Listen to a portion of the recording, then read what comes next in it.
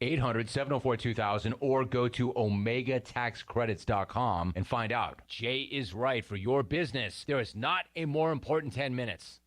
We all know the game isn't over till it's over. You just got to keep driving towards the end zone. And when it's time to turn the game around, you need all the right parts to play together. So next time you need a part for your car, don't call it quits. Head to eBay Motors. They have 122 million parts. So the road to victory is always in your favor. And you can keep driving well into overtime. Get the right parts at the right prices. ebaymotors.com. Let's ride.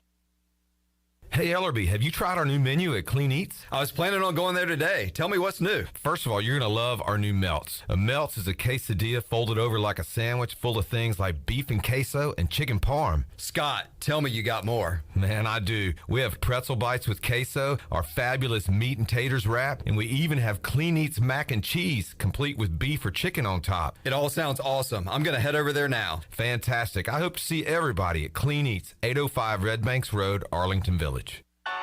Flight by Yuengling is the next generation of light beer. For those who don't follow trends, but craft them.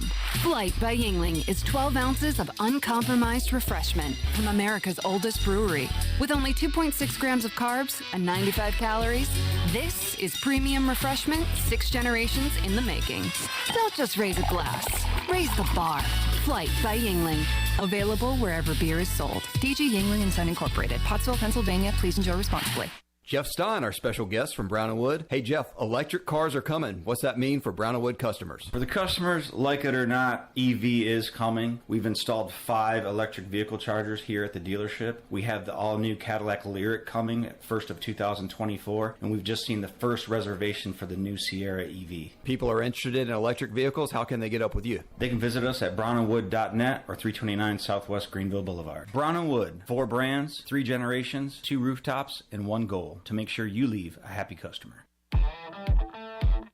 With over 30 locations across North Carolina and southeastern Virginia, Quality Equipment is your local John Deere dealer, where you'll find everything you need for your next project. Our complete lineup of John Deere lawn and garden, agricultural, and commercial worksite equipment comes with years of experience, expertise, and dedication. We know what it takes to get it done right. Stop by today or visit us online at qualityequip.com. All right, Pirate Nation, Russell's is ready for the holidays. Our huge in-stock inventory makes shopping easy. New additions include Barber for men and women, plus Owner Reserve for the men. Enjoy your holidays and don't worry about lost packages and back orders. We've been making Christmas wishes come true for 39 years in the same location. Not only is our signature gift wrap beautiful, it's free. It's always about you, our pirate friends and customers at Russell's Clothing in downtown Washington. Go Pirates! Great food, great atmosphere, and great service is Ottavola Market Cafe. Ottavola is simply a restaurant that focuses on that, being a great restaurant. There's something for everyone at Ottavola. The menu offers a variety of great choices like pastas, pizzas, sandwiches, soups, salads, and seasonal rotating selections. Lunch or dinner, Ottavola is always the right call. Call ahead and get Ottavola to go, or stop by the bar for a drink with friends. It's simple. Come and eat at Ottavola Market Cafe, Red Banks Road next to Food Lion, and OttavolaMarket.com. Ottavola, pirates supporting pirates. The convenience of Pitt Greenville Airport is waiting just outside your front door. Service is back, so you're connected to destinations worldwide through flights from American Airlines. Plan your next trip. Book your flights today at flypgv.com or aa.com. Avoid the long check-in lines and congestion at the big airports and fly local at PGV. Fast, convenient, and close to home, PGV has American Airline flights perfect for your next trip. Book today at aa.com. PGV, where the pirates fly. BMS Builders is your premier custom builder in eastern North Carolina. With homes in Blackwood, Mills Creek, Dalton's Cove and Farmville, and Belmar and Ayden, they're constantly expanding. Now to Laurel Glen and Sarah's Way, plus the new duplex community at Abigail Trails. BMS Builders can build the home of your dreams. Just ask Dr. Dennis Ross in Greenville or ECU football coach Mike Houston. They built their homes, and they can build yours as well. Call 916-1578 for BMS Builders. This is Pirate Radio, WGHB Farmville, 1250 and 92.7 FM Greenville, WDLX Washington, 930 and 104.1 FM Washington. Can you be quiet, please? Thank you. Welcome to Pirate Radio Live. There's local politics, bud. I want to shake his hand. I want to shake his hand. I want to shake his hand. Was that supposed to be funny? Get these clowns out of here. Why would they do that? You were having a freaking game. Dude. It's a cocky bunch, man. Now live from the Pirate Radio studios in the heart of the Pirate Nation, here is your host, Clip Brock. All right, welcome into a Victory Monday edition of Pirate Radio Live. Clip Brock here with you inside the Pirate Radio studios, coming today on Pirate Radio 92.7 FM in Greenville, 104.1 in Washington. You can find us on 1250, 930, also online, PR927FM.com, and watch the show and be a part of the show on Facebook Live and YouTube. You can like, share, subscribe, and chime in on what you want to discuss on this Monday. We've got a few guests lined up for today, including Seymour coming up at 4 o'clock. We'll talk Pirate Hoops. East Carolina coming off their first road game of the year and their first road loss of the year to Old Dominion on Saturday night. We'll talk about that. We'll talk Pirate football and more with Double B Brian Bailey coming up at 5 o'clock. We'll hear what Mike Schwartz had to say earlier today about the Pirate loss, and also a big week coming up. 2 home games, Tuesday night against South Carolina State, Friday night against the Campbell Fighting Camels. So we'll hear from Coach Schwartz on today's program as well. Shirley Rhodes, Chandler Honeycutt here, and to my left, Troy D alongside for our number one. What's up, Troy? Good to see you, Clip Brock. We made it through Thanksgiving. December is on the clock, and bowl season is almost here. That's right. Next Monday, I guess we'll begin 40 bowls in 14 days. Yes, I was hoping. Yeah. My dad asked me, I saw my dad over the holidays, and he said, are there still 40 bowls? I said, according to Clip Rock, there are. I believe we're up to 42 now. But that doesn't have as good of a ring to it. No, 42 we're bowls. still doing 40 bowls in 14 days. I just hope whatever bowl, we're going to talk about this. I got the whole bowl breakdown. I know you guys, Bailey covered some of this too with Malcolm Gray. I just hope whatever bowl ECU gets into, that it's in Capital One Bowl Week, that it's not too early. You know how they start Capital Bowl Week at a certain point? Well, you may not get your wish. I know. That's what I'm worried about. Yeah. Why does that matter? That just sounds legit to me when you're in Capital One Bowl Week. Okay. You get more promos, get more attention. Maybe. Sounds good. All right. And we do a family pool, and the Dreyfus family pool starts, like if the bowl games are too early, it doesn't get counted in the pool. Well, that's not a real bowl pool if you don't have all the bowl games. No, we'll talk to my uncle. Get him on the phone. What's his number? Uncle Donald. If you're going to do a bowl pool, you got to have the bowls. I know. That's a you problem, not I got to address this with the family. Yeah. Yes. This is a family issue. All you have to do is add the extra bowls. We all have our family problems. So when do you usually pick the games? You just move it up a week or so, right? There's like a deadline, but they don't count the first few bowls for whatever reason. Yeah. I don't know why they do that. Yeah. I'm going to have to try and get to the bottom of this. Yeah. By the way, welcome to our Facebook and YouTube viewers online. Smash a like. Give us a subscribe as we ride with you on the debut of a new camera angle clip. That's right. Tyler noticed on YouTube. What's up, Tyler? Not so sure I like this angle.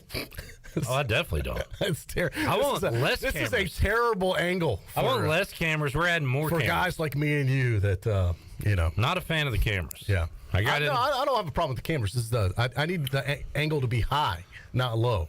I came here to do radio. Why are all these cameras in here? Yeah. We got cameras, lights. What is happening? We got a film crew, some friends of ours with Uptown Greenville shooting today, too. We got stuff going all over the place. All right, so before we talk bowls, man, we got a lot of going on in the coaching carousel. We'll get you ready for the championship Saturday and Friday night and go over those games. Let's talk about East Carolina's finale, Troy, and it was a shootout in Philadelphia, and East Carolina able to outlast Temple. And we talked about it at length on Saturday. Well, let's get your thoughts on it. I haven't talked to you about it. A couple things. One, I thought, there's a little bit of coaching gamesmanship going on with Mike Houston calling a timeout. It worked to East Carolina's favor late in the game. But then if Temple goes for it on 4th and 1, makes a first down, the game could very well be over. They decide to punt, which I thought ended up being one of the key plays of the game right there. It was back-to-back head-scratching coaching decisions, calling a timeout, which you want to have your best defense set, but you didn't want to use a timeout while the clock is stopped in that situation. So, and then Temple comes out of that timeout and says, here, East Carolina, we haven't stopped you all day, so we're going to give you the ball back and give you a chance to score. Yeah, and I felt good. I was like, if East Carolina can get the ball back, I felt good about our chances. I really did. Sure. And Holt Naylor's awesome job driving the team down the field, getting the winning score, doing what you have to do to win. As you know, Skip Holtz famously said one time after an ugly victory, it's an ugly baby, but it's our baby. That's kind of how that game was. Hey, I'll take an ugly win every single time if that's what it takes. In the world of college football, they're not always going to be blowouts, and they're not always going to be pretty. Would East Carolina, could they have, dominated this game and looked a little bit better? Sure. But a win's a win, and that's ultimately all that matters, Clip. East Carolina does not win it without Keaton Mitchell, who accounted for 300 yards himself on Saturday, 222 on the ground, and 78 through the air, 4 combined touchdowns, a monster performance by Keaton Mitchell. Yeah, I don't want to say a breakout game for him because he's had so many other great games, but got to be, obviously the best game of the season for him so far. So he is starting to look like a, smaller version of Chris Johnson, if you will. He's starting to remind me more and more of him. Once again, he's got 2 years remaining, Clip. So what a talented young man. Hope he obviously can have a great performance like that in the bowl game, and hopefully a lot more games for East Carolina. We hope. Going forward. We certainly hope. We keep our fingers crossed. Yeah. So now the speculation, look, 7-5, you guarantee yourself a winning season. Even if you lose the bowl game, you still end up with a winning season. This was an important game. But, East Carolina would love to get a victory in that last game of the season coming up in December and go to 8 wins on the year. I mean, that would be a solid accomplishment. Maybe not what they had had hoped for originally, but still a strong year, I think, when you look at the big picture of East Carolina. A fine year. Yeah. I picked them 7-5. Could have certainly gone better, could have gone worse. It is what it is. It's 7-5, and we'll see if they can get that 8th win coming up, and I guess we can start to dive into where they might be going and who they might be playing in a bowl game. Yeah, so it's interesting. So the American Conference has 4 main bowl affiliations that they're guaranteed slots in. So that Military Bowl, Armed Forces Bowl, which is in Fort Worth, Texas, Fenway Bowl, which as we know is in Boston, and the Independence Bowl, which I didn't really think about, Clip. I forgot about this one, in Shreveport. Those are your 4 slotted bowls. Now, they get 3 selections from a group of other bowls. And after, I talked to Malcolm Gray about this, that's assuming there's spots available and the way things shake out. So they have options that they could select from 3 other bowls from these bowls: the Birmingham Bowl, the Gasparilla Bowl in Tampa, First Responder Bowl in Dallas. Now, if I just said the Roof Claim Bowl, that probably wouldn't excite you, would it? No. No, but if I said, hey, the bowl in Boca Raton, Florida, now that sounds good. Still not excited. Okay. Frisco Bowl, any guesses where that's at? Frisco's in Texas. Nailed it. Frisco. The Cure Bowl in Orlando, which I think would be a good spot. Myrtle Beach, of course, the Myrtle Beach Bowl in Myrtle Beach, and the New Mexico Bowl also in New Mexico. Looking at the AAC, here's how many teams are bowl eligible. You've got Tulane, who with a win will be playing in a New Year's Six Bowl, which will certainly be on Troy D's family bowl pool sheet.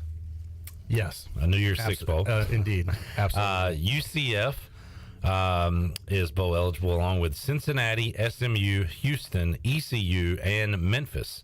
So you got quite a few teams there out of the American who have the number of wins they need. Yeah, and ESPN has the bowl selection show on Sunday. So worst case scenario, last year, we were talking about this in the staff meeting. Last year, East Carolina, I don't even want to say it leaked out. It got announced that East Carolina was going to the Military Bowl about a week ahead of time. And for a while, we did not know the opponent. We just knew we were going to the Military Bowl, if you remember back this time, Clip. So I don't know if it'll play out like this time. It may be Sunday before we officially find out. It could leak out potentially earlier, but right now, no matter what the scenario, this time next week, we'll know where East Carolina's going. That we will. And, let's talk rumors. Like I heard floating around last week that if East Carolina beat Temple, Fenway could be the potential bowl destination. Yep. They ended up winning. What have you heard? Still a lot of smoke with that one, where they say where there's smoke, there's fire. So that one's definitely, I would say, the leader in the clubhouse right now, the Fenway Bowl. Pros and cons with the Fenway Bowl. One, it's a new bowl that East Carolina's never been to. That's a pro. I think it's a unique venue, Fenway Park. It's kind of different, playing in a historic stadium like that. I'd say that's a pro. Con, cold up in Boston. Could be snowing that time in December. Con, it's at 11 a.m. Very early kickoff. Pro, you play an ACC team in the Fenway Bowl. So I'm just trying to be fair. Did you mention the date? And that depends. That's a pro for some and a con for others. The date is December 17th, the last Saturday before Christmas. It's the second day that there will be bowls being played. Yeah. Now, I talked to some folks in retail business and that own restaurants today and said, look, that last Saturday before Christmas, we can't. That's too big of a day for us. We can't go. That's a no-go. Talked to other folks that said, hey, wow, we'll get it out of the way before Christmas. It doesn't mess up Christmas if you're not a retailer yourself or have to work on that Saturday. That's a busy day that Saturday for a lot of folks. So depending your perspective, Clip, that's either really good or really bad, that last Saturday before Christmas. So very early in the bowl season, though. One of the first bowls played. I'm looking, Troy, at a USA map just to buff up on my geography. Map of the United States of America. I'm trying to see if where this would rank as far as the northernmost games ECU has ever played in. Oh, well, we've played in Washington before. Correct. When I was in school, we played Washington Good State. on you for knowing that's more northern. More northern. And I would say, if I had to put money on it, I don't know if there's any school more north than Washington. Let me zoom out to see if we play Maine, how that would affect. That would be close, but it looks like Washington would still be the most north. It's the farthest school we've ever played. Not the farthest game, because we play in the Hawaii Bowl, which will probably go down Boise State, the farthest game. But the farthest team, as far as home versus away, would be Washington. And Jerome, I was going to get to that. Syracuse, New York is north of Boston, Mass. So that would be more north. And it looks like next year, Ann Arbor and would be just about even as far as north. There you go. When it comes to the Fenway Bowl. So I don't know. I'm kind of 50-50 on the Fenway Bowl right now. I'm kind of over the Military Bowl after last year. It left a bad taste in my mouth. I really don't know if I'm up for that. I do like, as far as convenience, I love the Myrtle Beach Bowl because our fans could drive there. You could even go the day of the game. It would be very easy to get to Myrtle Beach. I think that would be a fun little location. As far as cool spots to go to, obviously Boca in Florida would lead the list. I think Orlando would be a great one. Now, we do have a tie-in. Ron Dowdy from Dowdy-Ficklin Stadium's daughter runs that bowl. So I've talked to Ron Dowdy about this before. He's wanted ECU in there since the inception of this bowl game. In Orlando, the Cure Bowl. So he is politicking for ECU in the Cure Bowl, but I don't know how much he gets to decide with that. Adam, going with the pro and con list, said con, pricey hotel rooms. In Boston? Yeah. That is a con. That's true. They'll con you right out of that money. Wow, nice. Haven't thought about that as far. And also, con, it's a long drive if you drive. Billy and I looked it up. I think 11 hours. Now, I'll tell you who's not afraid to drive to Boston. Touchdown Tony Collins.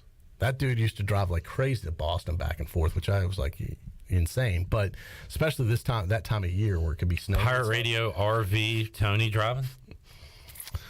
Well, it's funny you mentioned that, Clip. I ran into, he actually sat behind me at the last home game. Our buddy Coach Rick Smith, which we need to get back on sometime. Coach Smith sat behind me. Coach, what was that like? And he was... He hadn't done this one in a while. Let's see how rusty you are. I smelled something that stunk, and I knew it was Troy in front of me. But I try to avoid him at all costs because I didn't want to talk to him. Of course, we had Coach Smith drive us to Williamsburg. Or Williamsport. Well, I was going to say we should do a reunion and go to Williamsburg, Virginia. We should go to Busch Gardens. We didn't go to Great Wolf Lodge, Troy. Troy went down the wrong slide. We went to Williamsport, Pennsylvania. Yeah, the Little League World Series. Little League World Series, and it was epic. We could have Coach drive us. Maybe we get a Sprinter van this time, one of those Mercedes Sprinter van. Am I included in that? We'll have to see. We'll see. I'll take that. Hold on a second. We'll see. Okay. We'll have to see. I'd rather have All right, Dad. I know what that means, Dad. Yeah. We'll see is code for no. Yeah, I use that one on Lily now. Yeah. We'll see. Kind of like bless your heart. If someone says bless your heart, then you know something bad's going to happen. All right. So that's too far to drive, in my opinion. You got to fly. So that's probably a con. All right. You know, just because airline travel during the holidays is a headache. Can be. And going up north when there could be a snow event, could be a major headache. Ron said if you go to Myrtle Beach, you have to have a Pirate Open golf tournament day prior to game day. Just have every Pirate fan down for the bowl game compete in the Pirate Open Classic. That'd be pretty fun. Yeah. Here's a Ask the Owner question from Alex. Okay. Going to start a players' lounge with basketball now that football's over? It's on the table. We are. Let us get through next couple weeks, and that is something that we might potentially break out in January. Potential. Yeah, there is potential for that. There's been discussions about that.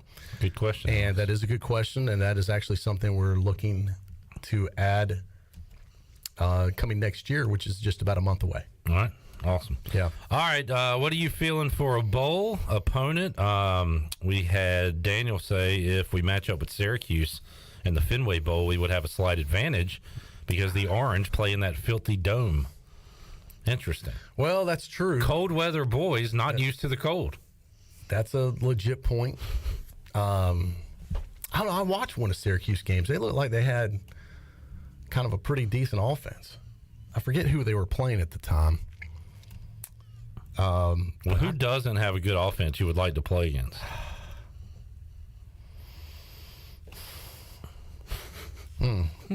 That's like the ones of the bad offense. Like Wake Forest could put up 120. No. I don't want to play Wake. Yeah, I mean, it would be a bloodbath. I don't have a good feeling about that. Unfortunately, we can't choose a 2-10 team to play against. I know. I mean, we could go against an option attack again. I mean, that might be our best bet at this point. We can stop the run. Yeah. Play Army or something. Yeah. There you go. Yeah. But in the Armed Forces Bowl. Right now, anybody throwing the football is dangerous to East Carolina. Yeah. Jerome's pulling for Wake Forest in the Military Bowl. So he wants Annapolis again. It still seems like, all options are on the table, although I do keep hearing a lot of buzz about that Fenway Bowl. Yeah. So, hate to throw it out there, but anything's possible, Clint. Thanks, Troy. Thank you for reminding us that for the... And you know what? The announcement will be here before you know it. You have an amazing streak of saying that phrase on this show every appearance. It continues on. Unlike Cincinnati's home winning streak. See a lot of people upset about Keaton Mitchell not named AAC Player of the Week. Yeah, who did they take? After a 300-yard game. They took the running back from Tulane. And, I mean, the only way to explain it is they snapped the Cincinnati streak. They're going to the championship game, clinch that home game. So. I can see that. But, I mean, you can't discount what Keaton Mitchell did on Saturday. Let's see. John says, we were doing pros and cons. Wouldn't mind the Military Bowl because it's driving distance. Now, here's an option. And they probably won't be there because they always go to the Outback Bowl. But what about a rematch? East Carolina, NC State in the Military Bowl. No, thank you. We've already played State. I know, but a chance to right the wrong. I mean, to end the season with a win over NC State. I'm not a fan, but I'm sure some are. Just throwing it out there. I know you are. Home, neutral. That'd be a hell of a season. Brian says that bowl games don't count unless they are after Christmas. See, there is a lot of people. I've talked to other people that feel that way. Well, that's dumb. Well, there is some folks that feel that like the real bowl season, and that's when I think that doesn't count. What sense does that make? None. Zero. Yeah. Are y'all huge Quick Lane Bowl fans? It's more of a status thing. I think the later in the year it feels, the bowl season feels a little more real. Quick Lane Bowl counts. If you go too early, Hawaii Bowl doesn't count. Does it feel real? You know, it's a football game. None of them count, in my opinion. Well, and we talked about this too. Between guys that sit out that are seniors that might be going to NFL, between coaches that leave for other schools that aren't coaching, between players that might already be transferring. I mean, there's all different stuff. They ought to just call this bonus games instead of bowl games. You get a bonus game at the end of the year. That's what it is, basically. You get one more bonus game. A bonus game. Yeah. The only games that really count are the playoffs. Yeah. I mean, everyone else gets a bonus game. For the players, they get a trip. And a bonus game. They get some swag. Yeah. I've come around on bowl season. You know me, I used to hate bowls. I'm a big bowl season fan now. I like bowl season. But let's just call it what it is. It's a bonus game for the schools that qualify.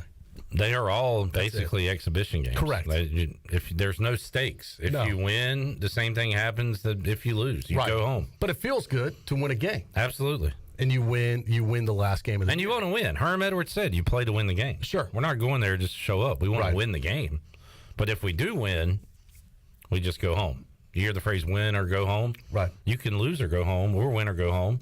But either way, you're going home. You are. You're not staying at Fenway. No. If that's where we go. You don't get season tickets to Red Sox games for winning. Although that would be pretty cool, I guess. Now, does it change your opinion for you Fenway Bowl folks? If there's 8 inches of snow on the ground and an ice storm headed that way, would you still be Fenway Bowl fans? I would guess. And you get stuck on the interstate trying to get there if you're driving? Seems like a loaded question. I'm just asking, Clip. It is a possibility. That some people would still enjoy that? No, that weather could happen. Oh, I know. Yeah. But your question is, are you happy? Yeah. Is that what you want? I would suck it up and do it. All right, well, there you go. See? We found one. Yeah. I was wrong. I mean, I would absolutely give everybody the business around me as far as complaining, but I will suck it up and do it, though. Well, that might happen under good conditions, surely. Hey, John wants a snowball. I would love to watch it on TV. That would be really cool. I don't know if I'd want to be there, but yeah, I think watching it would be different. But how would we play? We don't play great in the cold anyway. How would we do in the snow? I don't know. I mean, these are issues if you're going to a Fenway Bowl you have to think about a month from now. What do you mean we don't play? Who doesn't play good in the cold? I don't think we're a cold weather team. If it's really cold, I think that has an effect on our team. Traditionally. Why? Because we're not used to it. Because of like 2014? What does that have to do with Mike Houston and all these players? Just in general. I just think over the years, whenever the game's been really cold, we haven't done well. Okay, but again, that has nothing to do with this current team. That's true. But is this team hasn't proven itself to be a cold weather team. They're not a great mild weather team. Right, exactly. I mean, so throw that extra layer in, and then it's a bigger concern. And then you just multiply the issues? Right. Okay, fair enough. That's my point. All right. Josh says Troy Dreyfus now a big bowl guy. Big bowl guy. I do like the bowls. All right. You know what I like doing? Because I like watching. I like the fact that there's always a game on, usually during Christmas break. Because between Christmas and New Year's is relatively a downtime. And I like being able to fact that just about every day you could put a bowl, even if you're not glued to it, there's something to look forward to. And it's something to, have a pool about, whether it's an office pool or a family pool. It's fun. Brian says no one is going to go if it's on a Monday or Tuesday. That's an issue too. People still have to work. And I think having it on a Monday or Tuesday is a con for those bowls that fall that way. Which I believe the Myrtle Beach Bowl falls on like a Monday. Yeah, it does. The Fenway is Saturday. Yeah. So add that to your pro-con list. Yeah. Jonathan says if it snows, we'll wear white helmets. That'll really freak Troy out. Be a disaster. Kenny says, please, a bowl game close enough for Pirate Nation to travel to or a warm weather game. I'm leaning with Kenny to agree there. I think everybody would like that. Jerome's asking, how cold was it at BYU? We did decent there. It wasn't that bad, actually. They said it was not. That does not count, Jerome. No, I wouldn't consider BYU really a cold weather game. Well, Jerome, you used to play. What was your record in cold games? Let us know. Yeah. But BYU was not. They said they kind of caught a break. It wasn't really until the end of the game. It wasn't even that bad. Ron says if Shirley goes to the game, she would outnumber the Temple fans from Saturday by 1. Hey-o. That's pretty good. And let's see. Josh looking way ahead at the forecast. 2 weeks from now, daytime highs in Boston are low 40s. Yeah, I mean, it's going to be cold. Yeah. So, and that's the high. Yeah. And the game's at 11 a.m. 11 a.m. Jerome says his record in the cold, not good. See? Thank you for being honest, Jerome. Appreciate you. Not good. As I said, traditionally, and it's not just this, I'm talking about just traditionally through ECU, we've never done great in cold weather games. I know. Yeah. Tell that to Mike Houston, see what he says. Well, do we have Faux Houston? Coach, traditionally, ECU has struggled in cold weather games. What about your team? Well, look, and I don't mean to take away from Coach Godwin, but I don't care about the weather. Don't ask me about the weather. But we have really good kids. They're hard-nosed kids. We practice in different weather all year round. We practice in warm weather, and then next thing you know, we're practicing in cold weather. We don't give a freaking damn. Excuse my language. But our kids are a good bunch, really good bunch, hard-nosed weathered kids, and they're going to bust their freaking tails off for you guys in whatever weather. Thank you, Coach. Coach. I feel differently about it now. It's a good point. Jerome, looking back at some cold versus warm weather games, he says Mobile Bowl loss, I guess, was cold. Yes. Mobile Bowl? Yes. He says Dome. Liberty Bowls were some of the coldest I've ever been in my life. Dome Bowl Honestly. against Texas Tech, so they smoked them, so it was not cold. So there you go. Right. And I was at that game. That was a fun game. Astrodome? Yep. I believe the last football Close game of the Astrodome? Last game ever played in the Astrodome. You know, I didn't have, I think, enough of a sense of a history about it back then, Clip, because I would have, thinking back at it now, how cool that was that I got to be in the Astrodome. I feel like I should have taken, like, a piece of memorabilia from the stadium. That's where the Bad News Bears played. I know. Yeah. I love that movie, too. Breaking Training. But that was a fun game against Texas Tech. The Pirates just absolutely smoked them. John Moody did Ask the Owner. Now he's doing an Ask the Coach. He says, Coach, what do we need to fine-tune before the bowl? Could you answer that, Coach? Hey, Coach Faux Houston. John Moody has a question. What do you need to fine-tune before the bowl game? Well, we have to get in tune with a lot of different things. Defensively, you know, we have to get in tune with different reads, and Holton's got to get in tune with his reads and making good decisions as a quarterback. But we have to, you know, we have to just get in tune. As we look back a couple of weeks ago, we were not in tune with Clayton Tune. As we could see, and we were really not in tune with E.J. Warner, a really good quarterback, a really hard-nosed kid. But as we try to find out the opponent, we have to get in tune with the opponent. And we're going to have a really good opportunity coming up in December for these kids, these hard-nosed, freaking fighting kids, and they fight their freaking tails off. All right. And I love these Thank kids. You, Coach. It's a hard-nosed bunch. Right. It's very hard-nosed, hard-nosed. Thank you, Coach. Appreciate it. Freaking, we're gonna beat our freaking tails off. We're giving you the rest of the day. How about this freaking Pirates? We're gonna work our freaking tails off, hard-nosed. Got him wound up here on a Monday. Yeah. Excitement time! Excitement time! I guess Coach doesn't have a presser tomorrow. No, they're off this week. Yeah. And I guess they'll kind of get back at it next week. Although he probably won't have. My guess is they'll do regular after practice media availability. Probably won't be an official press conference until the week of before they go to the bowl game. So, but we'll have media access next week. Also, for those of you no Players Lounge today, we're giving the guys also a week off, and we'll kick back in next Monday with ECU players, Holt Nailers and company. and look forward to talking to all the guys. Isaiah Winstead cracking 1,000. Was looking forward to talking to him about that. We'll do that next week. But pumped up for Isaiah. I was excited. As now we have. I was really happy. Yeah. Troy's trying to do an Isaiah Winstead. It's like, yeah, it was good. Made some catches. Well, earlier he was like, yeah. It was real country. Yeah. He was like, yeah. He's like, who am I? Yeah. Yeah. I was like, who the hell are you? Troy, not a great charades impressionist guy. Oh, I got to work on him. Did you, man, we mentioned E.J. Warner a moment ago. Yes, sir. What a game he had. And yeah. I thought it was awesome that he and Brian Bailey could shake hands at midfield. Oh, I know, fantastic. Well, Brian played such a good game too. He shot his tail off. He was out there. He stood and watched, which a guy his age, that's an accomplishment. He was really in tune with all his angles. Brian Bailey was upset at me about that. Like I thought it was so. I thought it was funny. I saw him at tiebreakers last night, and I said I saw that in real time. I said he's like. Yeah, but you didn't put it out there on the internet. I said, no, Bailey, I'd never do anything to harm you like that. What is it harming? That clip rock mocking you. How would it be? I mean, I thought it was funny. Hilarious. Here's my thing. The reason I didn't put it out is because I couldn't think of a witty caption like that. That was a good clip, you know? As Captain Bill would say, I mean, Brian Bailey looked a little salty. Yeah, he was upset with me today. So. You look a little salty. Yeah. I thought it was funny. Yeah.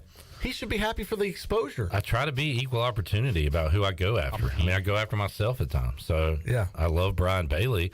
You roast the ones you love, you know? That's I mean, you would have thought you were talking about the Cowboys as upset as he was about it, you know? It wasn't even that bad. But he did get a chance to congratulate him on a great game. Greg on YouTube says Troy, the Peach Bowl was about as cold as it gets. Was it really? Was it that cold? Oh, no, wow! I gotta be honest, man. Ooh. When I think about it at the Peach Bowl, I think of warm times, baby. For some reason, I never felt like I was cold at the Peach Bowl. But it was a cold game. There was probably something keeping you. It was a cooler game, but it was not. It was a cooler game? But I would not classify it as cold for whatever reason. I think because of the. But it was cold, right? People were in like bundled up and stuff. I remember I was wearing a jacket. I had a jacket on. That doesn't matter what you were wearing. I'm saying the weather was cold. I usually don't wear a jacket at games, is what I'm saying. So yes, it was a colder game, but that was the exception, not the rule. That's how good that team was back in 1991 and the January 1st, 1992, that they could overcome the cold clip and still beat states. You know what? All right. That is the statement game right there. That they could overcome the cold in the Peach Bowl and still win. That was the exception. All right. Greg says it was extremely cold at Old Fulton And for County the Stadium. record, I did not bring up the Peach Bowl this time. I know. That was not me. Greg. That was Greg being brought up by you. Just like to clear the air on that as we reset the Peach Bowl counter. Jonathan said, yeah, reset it. The Liberty Bowl the year we played Stanford was freezing. Yes, it was. Every Liberty Bowl we've ever been to has been freaking the Ice Bowl. We won that one. It's been terrible, the Liberty Bowl, as far as the weather, how cold it's been. John says Logan's last game, his pizza froze to his box. It was so cold. His pizza box. I think I remember the... Thank you for clarifying. the Conference USA Championship game in 2009 was pretty cold that day. And that was a crappy weather game, too. Against the Cougs. Let's take a break, Adam. We'll talk about conference championship games and the playoffs. Also, the coaching carousel. Mike just sent me a tweet. Cade McNamara, quarterback, Michigan, has entered the transfer portal. He said, here's ECU starting quarterback for 2023, #revenge tour. What if we have Michigan's old quarterback against Michigan week 1? Wow. Jeez, that'd be wild. All right, here, I just got this, my friend. This is coming in from Sports Illustrated. Oh, yeah.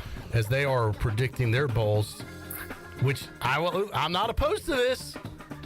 How about an East? Oh, this is terrible, though. I know.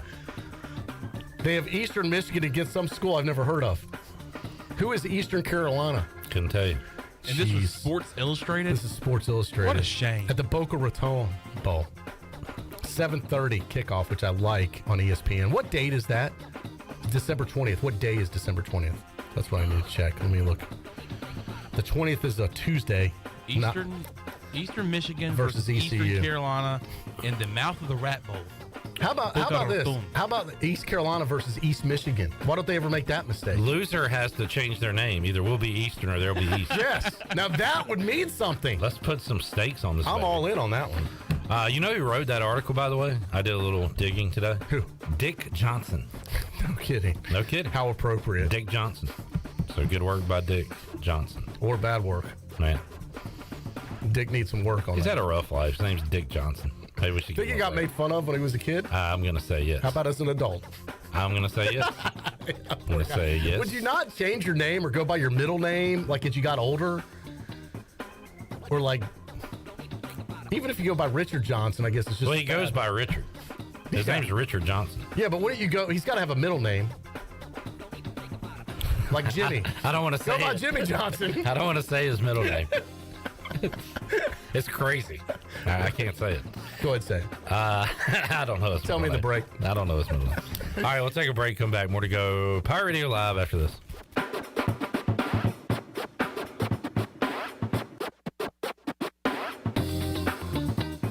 The Buccaneer Music Hall is your beacon of music in the land of pirates. The doors open at noon, 7 days a week. And the Buck has live music every night, along with football. Monday is open mic night, the first Monday of each month. Tuesday, it's karaoke with DJ Captain Morgan. Wednesday, it's acoustic night. Thursday, it's the dance party with DJ Kid Scene and live music every Friday and Saturday night with the best bands on the East Coast. Follow the Buck on Instagram for information and schedule of events. This season, party like a pirate at the Buck. North Carolina State Parks is proud to announce that they have partnered with the Hometown Strong program. Our visitor centers are now equipped with public Wi-Fi to help kids with school. Remote learning has become a critical public health measure in maintaining social distance and continuing to educate our young people. Take advantage of Wi-Fi and a hike at Goose Creek State Park or a day trip to the beach and access remote learning at Fort Macon State Park. For more information, visit hometownstrong.nc.gov. It's bow time. You've probably heard folks say, don't call it a comeback. But at Bojangles, we don't like to beat around the bush. So when the sizzling, savory pork chop griller's back in all its tender, marinated chili lime glory, and you can get a pork chop griller combo for just $4.59, go ahead, call it a comeback. Get a legendary pork chop griller combo for just $4.59, only at Bojangles. And it's bow time. Hi, I'm Annalie Newhoff. And I'm Rob Campbell. And we are with CopyPro. We have been locally owned and operated here in Eastern North Carolina for almost 50 years. CopyPro is the leader in office technology. Does your business struggle with keeping printing costs low or producing professional documents? Here at CopyPro, total customer satisfaction is our #1 priority. We have a variety of solutions to help reduce your printing expenses and make your business more productive. Call us today at 1-800-682-6558 or online at copypro.net. CopyPro, we are the professional office systems people. When it comes to hauling dirt, asphalt, or stone, you can trust the pros at First and Goal Hauling Incorporated. They have a fleet of dump trucks ready to get the job done. And best of all, it's owned and operated by ECU football alum Dakota Marshall. When you have a big job and you need it done right, count on First and Goal Hauling, where it's a touchdown every time. Keep up with Dakota Marshall and First and Goal Hauling by following them on Facebook today. You've had your new computer a few years now, but lately it's been running super slow, acting strange, and you're worried about viruses and losing data. This is driving me mad! Let the experts at University PC Care in Greenville and New Bern professionally diagnose your Mac or PC to see what's really going on. They'll determine the root cause and not just symptoms, so you don't waste money fixing the wrong issues. Call 252-558-1280 for in-store or remote service, or make an appointment online at universitypccare.com. Dear past, present, and future football watchers, you know why we're here. The football season is back! Woo! That means those pregame barbecues with an ice-cold Pepsi, totally back. Your perfectly placed football watching corner seat, back and comfy as ever. 18 Sundays of touchdown scoring, Hail Mary throwing, ice cold Pepsi flowing football action? You better believe it's back. And since that's too amazing to miss a single second's worth, Pepsi is officially giving you permission to always put football first. And when we say always, we mean always. Like when your lawn is looking less like a lawn and more like a jungle. If the game's on, then the lawnmower ain't. And those gutters you haven't cleaned, today is not their day. Or maybe those in-laws are back in town. Well, better hope they're football fans because your Sunday is completely booked. Long story short, crack open a Pepsi and don't let anything get between you and your football watching. With love, Pepsi, made for football watching. That's what I like. This is former ECU football player Bryce Williams, and you're listening to Pirate Radio, the voice of the Pirate Nation.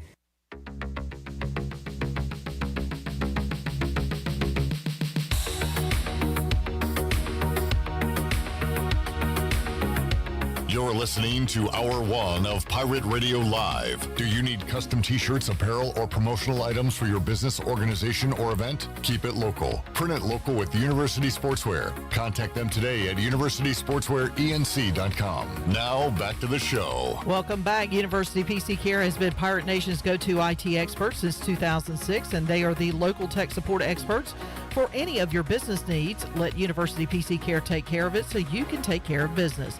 Visit universitypccare.com to learn more today. Now let's head back into PRL. Here's Clip. Back with you on a Monday edition of Pirate Radio Live. Clip Rock, Troy D here, Shirley Rhodes, Chan Man, Glenn Griffin. As a busy day today, got some Mike Schwartz audio we'll be giving you later on in today's program as the Pirates back home coming up Tuesday night to take on South Carolina State. So East Carolina, a rare Friday night in Minges coming up. Seems like we don't get a lot of those. Friday night. That's true. Taking on the Campbell Fighting Camels. Yeah. Chris Haymeyer and company. Got to get over the hump. That is well done. We'll see if we can get Haymeyer on the show later this week. Dude. One of my favorite Campbell jokes. What are your others? Could be a double hump this year. It's got to be something with soup we could do too. Yeah. It's on. It's the on. Soup's on. Okay. All right. Campbell. We'll work on this off the air. Was that supposed to be funny? No, we're just spitballing. We're gonna open up a can of. There you go. Tying up a bow on this. Troy said he would call the Peach Bowl a cooler game, not a cold game. Correct. Yeah, I don't believe it was cold. Greg looked it up. Cooler. He said the high was 46, low was 36, and it was windy. And he said, that's cold to me, just saying. Well, So, Troy, and as I said, if you want to call it a cold game, we can call it a cold game. And that is how great that team was that was able to win, come from behind dramatic fashion in cold weather. Troy does not think Mike Houston and this current team can win a cold weather game. I never said that. You're putting words in my mouth. Correct. But this team is yet to prove to me that they are a true cold weather team because I don't think we've had a true cold weather game yet. You know what they've proven to me? Or what they haven't proven to me? What's that? That they're not a cold weather team. I'm looking at it positively. You look at it negatively. So you feel this team's not a cold weather team? That is not what I was saying. That's what it sounded like to me. They have not proven to me that they're not a cold weather team. Meaning, I think they can go out there and win no matter the conditions. I feel that it's possible, but it needs to be proven that they can do it in cold weather. All right. Yeah. Craig needs your shirt with my Pirate Radio hat. Wait, he needs. Oh, you mean my hoodie? Yep. With whose hat? My Pirate Radio hat. Well, that's a Washington, as I like to call them, Commandos hat. He's talking about my Pirate Radio hat that I'm not wearing. Oh, today. you're not wearing today. Yep. Okay.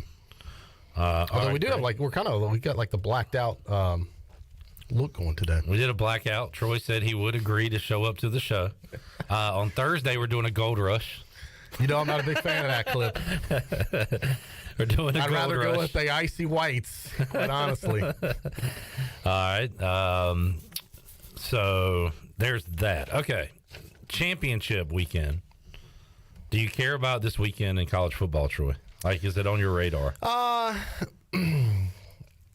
It would be more if ECU was in the AAC championship. Obvious to say. Okay, I'll take that as a no. Not really. So here's what's on tap. For whatever reason, I thought the games last weekend were more interesting.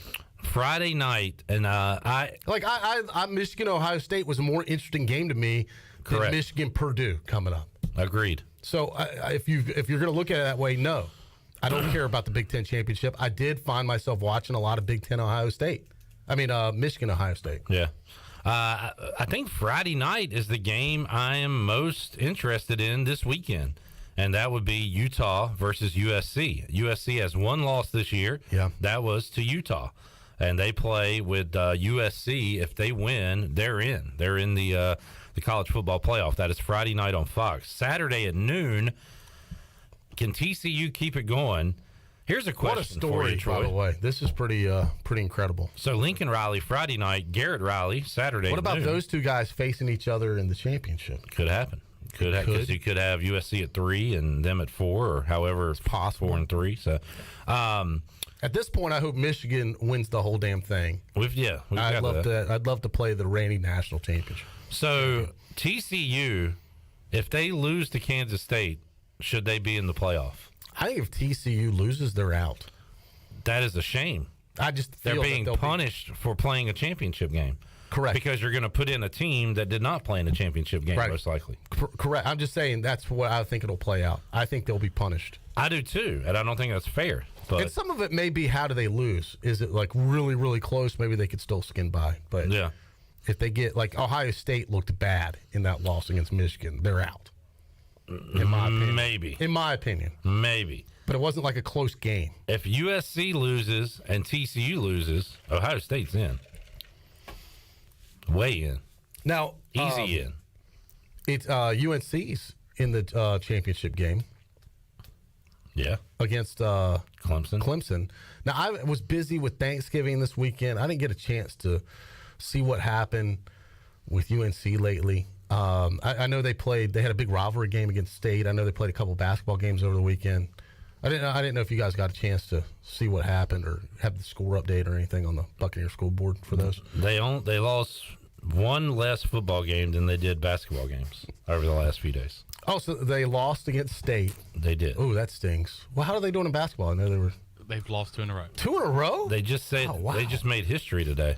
Took the biggest fall of a number 1 team ever. How far? Wait, tell me. Hold on.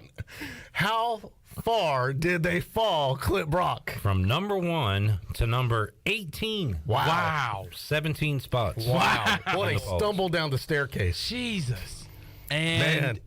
you know, I was at I AJ. know we should not take so much joy in this. Man, let me tell you something. But I don't care. I was at AJ's on Friday, and on one TV screen, I watched them lose in football, and it won't. 30 seconds to a minute later, I looked at the TV right beside it and saw them lose in basketball. Within 5 minutes. Some are calling it the greatest Black Friday in the history of Black I Fridays. was loving it. How about NC State begins their season this year beating a rival because the rival missed a field goal? And how about NC State ended their season beating a rival because the rival missed a chip shot field goal? Wow. You know, I hadn't thought about it like that, Clip, but you are absolutely right. So, yeah, they play amazing field goal defense. They do. By just letting the other team They screw it have up. the best field goal defense. And those are 2 games they probably should have lost. Correct. Yeah. So State's record could really be atrocious. A lot of trash talk in that one, too, because the quarterback, Drake May, earlier this year said something to the effect of, you get in Carolina. Guys go to NC State because they couldn't get into North Carolina. Yeah. So they had a lot of fun with that quote. Oh, after yeah. the game. I saw State planted the flag. Yeah. I like that stuff. It's fine, but like on the UNC logo at the 50-yard line? No, nothing. Nothing's wrong with it. I think it's overblown that people get upset about it. Oh, I was about to say, I thought you didn't like it. Like, who cares? Like, Yeah. It's been done a million times. Yeah. And let me tell you, and the history of me watching sports, and let's talk about another, I guess, upset. South Carolina going to Death Valley and beating Clemson. I have never in my life seen an opposing fan base storm an opposing field like South Carolina fans did. They stormed Death Valley, and they planted the flag in the middle of the field. That was awesome. I thought that was awesome. I thought it was great. Shane Beamer, what a huge win for him. Back-to-back big wins against top 10 teams. His dad was there to witness it. Frank Beamer, former legendary coach at Virginia Tech. I thought that was awesome that they stormed the field. Clemson does it every game anyway, normally. Yeah, that's right. Everyone. So I thought they flipped the script and did it on them. I didn't know they did that. As long as you don't tear down the goalpost, I have no problem with people, storming the field. Yeah, they stormed the field. I mean, it was a sea of South Carolina fans, as you would expect. South Carolina Gamecock fans, showed up for that Clemson game. I bet you there were some fights down in Death Valley, though. Those two schools hate each other.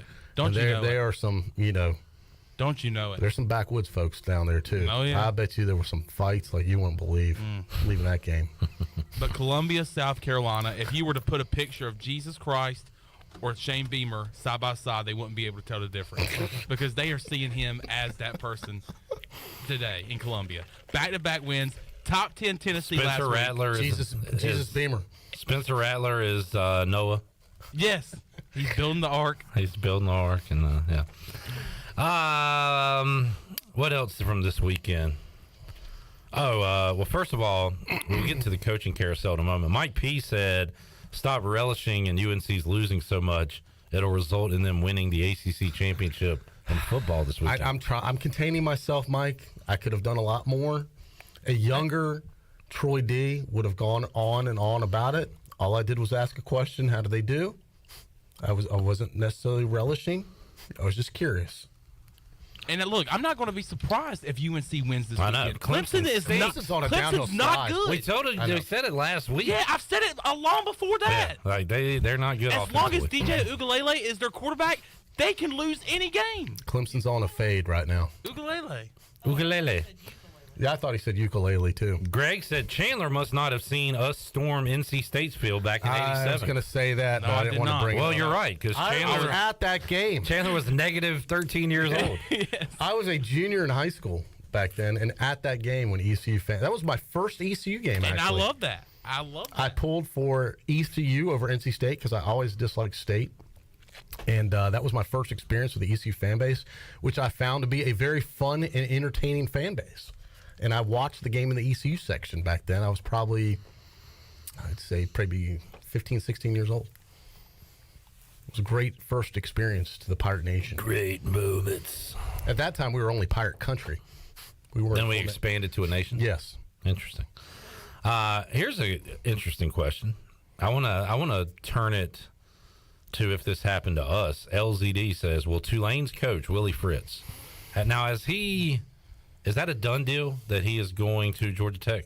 I believe it is at this point. I'm pretty sure it's a done deal. Now some of these guys, we saw the Cincinnati coach. Now Luke Fickell has actually been introduced. He's gone. He's starting. There's a video of him getting off the plane in Madison. Right, he's not coaching. And he's not going to coach Cincinnati, the bowl game. He's moved on. 2 hours ago at Willie Fritz's press conference, he said, quote, I'm the head coach of Tulane, proud to be the coach of Tulane, ready for the game Saturday. That's what I told the team this morning. Here's where it gets complicated when these coaches start switching jobs. Now, maybe he hasn't gotten the job yet, Clip, and that's why. But these guys that do get the new job, they've got to start working for their new team because the National Signing Day is coming up. Very soon. Right. So you remember when East Carolina hired Scotty Montgomery, and they let him coach in the bowl game up in New York City. New York, yeah. And they didn't get started, which I thought was a huge mistake, by the way. If you're hiring a coach, if I'm the AD, if I'm the president, if I'm a fan, and we hire a new coach, I want him working day one. There's no, take a week or two, go coach your old team. No. You want this new job, you come immediately. I thought that was the very first mistake they made with Scotty Montgomery. They didn't get him boots on the ground immediately here. And we all know how that turned out. But I just thought that was the first of one of many bad decisions back then. If you take a new job, you got to be gone. Go to the new job. You can't linger at the old place anymore. How about if Mike Houston is hired away from East Carolina? Gone. Even if we're playing in a conference, you wouldn't want him to be the coaching the AAC. You can't have a foot in both schools. Yeah. If you're ECU, I'm all in. Stay here.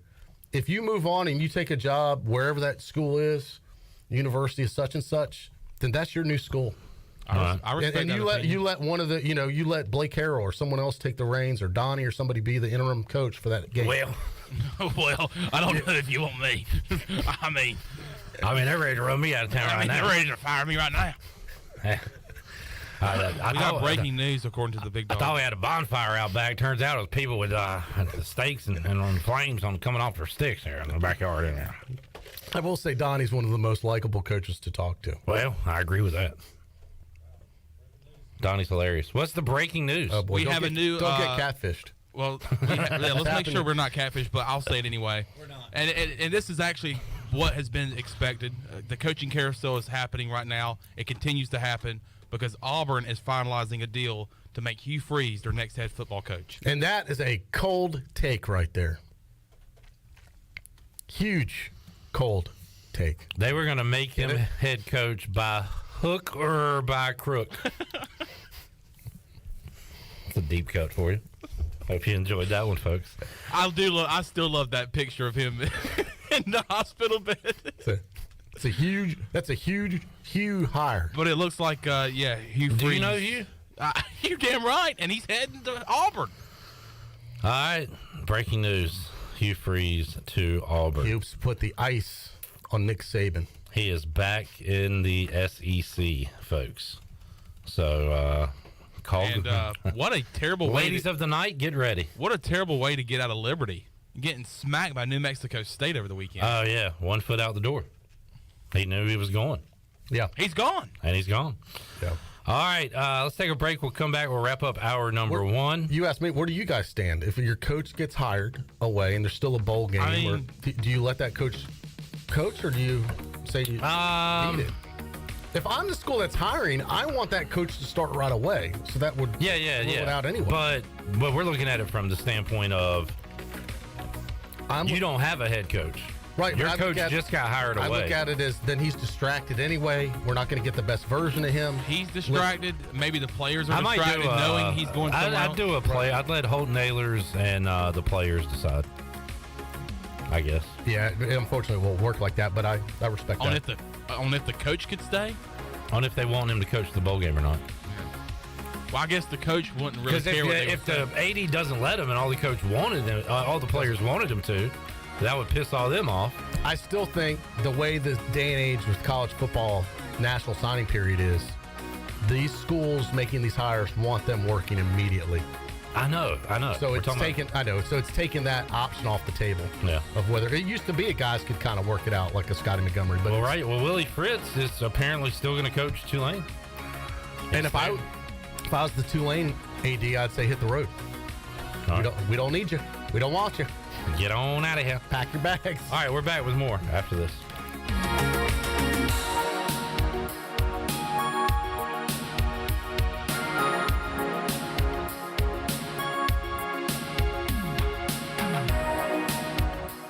So, how does short points work? Well, at Jersey Mike's, 6 regular number 13s plus 3 giant number 7s equals a free regular number 13. So, Pepsi and Lay's now earn more points towards free subs. That adds up. Exactly. Download the Jersey Mike's app and earn rewards towards free subs with every sub, Pepsi, and Lay's you purchase. So, how does short points work? Well, at Jersey Mike's, 6 regular number 13s plus 3 giant number 7s equals a free regular number 13. So, Pepsi and Lay's now earn more points towards free subs. That adds up. Exactly. Download the Jersey Mike's app and earn rewards towards free subs with every sub, Pepsi, and Lay's you purchase. Don't stress this holiday season. Give the gift of beauty. A gift certificate from Beauty Bar Medi Spa will not only bring a smile to that special someone, it will smooth wrinkles, tighten skin, erase veins and brown spots, and get rid of unwanted hair. Visit the professionals at Beauty Bar Medi Spa in Greenville. Available now. Gift certificate specials for her or him. And BOGO stocking stuffers. You save and they glow. Visit us at beautybarmedispa.com. Go Pirates. East Carolina Chrysler Dodge Jeep invites you to come and see their great selection of new cars, trucks, and Jeeps. New inventory is arriving every week in November, and 2022 models come with big rebates and great financing offers. It's the Black Friday sales event going on all month at East Carolina Chrysler Dodge Jeep in Greenville. This just in. East Carolina Chrysler Dodge Jeep is selling all new remaining 2022 cars, trucks, and Jeeps at invoice through the end of November. Get over to East Carolina Chrysler Dodge Jeep now and get any new 2022 Chrysler Dodge Jeep or Ram at invoice now through the end of the month. East Carolina Chrysler Dodge Jeep across from the Crackville in Greenville. Come see us. All All offers do not include tax tags and $7.99 admin fee. Customers must qualify for all applicable rebates and subject to credit approval for all APR offers. See dealer for details. Are you suffering from anxiety, sleep issues, or chronic pain? Have you heard of CBD? Hemp Garden of Greenville is your premier CBD provider in eastern North Carolina. Find yourself experiencing increased aches and pains as the cooler months roll in? Hemp Garden provides a variety of pain-relieving products, including topicals and tinctures. To find out more, visit Hemp Garden to speak to a CBD specialist in a relaxed and welcoming environment today. Exclusive discounts are offered to first-time customers. Hemp Garden, located at 3040 South Evans Street in the Target Shopping Center in Greenville. Warren's Hot Dog Pizza. Homemade lemonade. Hungry for game day, Pirate Nation? Take advantage of the Warren's Hot Dogs tailgate special of 10 or more hot dogs for only $1.50 each. And the best part, this special is available every day. Just call ahead and Warren's will have your order ready to go. Hungry for breakfast? Warren's Hot Dogs in Chocowinity opens at 5 a.m. with cheese biscuits, chicken biscuits, sausage dogs, and more. Warren's Hot Dogs in Greenville, across from Ron Ayers, or in Chocowinity next to the fire station. Go Pirates! Take a hit from a 300-pound linebacker, and you better be wearing pads. Take a hit on the road, and you better have good auto coverage. When you've got North Carolina Farm Bureau Auto Insurance, you've got the best local agents ready to help you bounce back. If you don't, well, you'll probably play football without a helmet, too. In Pitt County, call Carlton Venters or C.J. Messerly at 252-756-3007. North Carolina Farm Bureau Mutual Insurance Company. Farm Bureau Insurance of North Carolina Incorporated. Southern Farm Bureau Life Insurance Company, Jackson, Mississippi. An independent licensee of the Blue Cross and Blue Shield Association. Have you ever seen those exotic aquariums like the guys do in Las Vegas on television? You ever thought about having one of these aquariums in your business? It's more affordable than you think. This is Hal Pruitt with rentafishtank.com. We can make having an aquarium in your business turnkey with no work, cleaning, or hassles for you. Rentafishtank.com creates a relaxing atmosphere and keeps children occupied. Rentafishtank.com already services many dental, pediatric, and doctor offices, plus hospitals and senior living centers. Check us out at rentafishtank.com. Pirate Radio. We're going to be bigger, faster, stronger, and older. That's always a good combination. The voice of the Pirate Nation.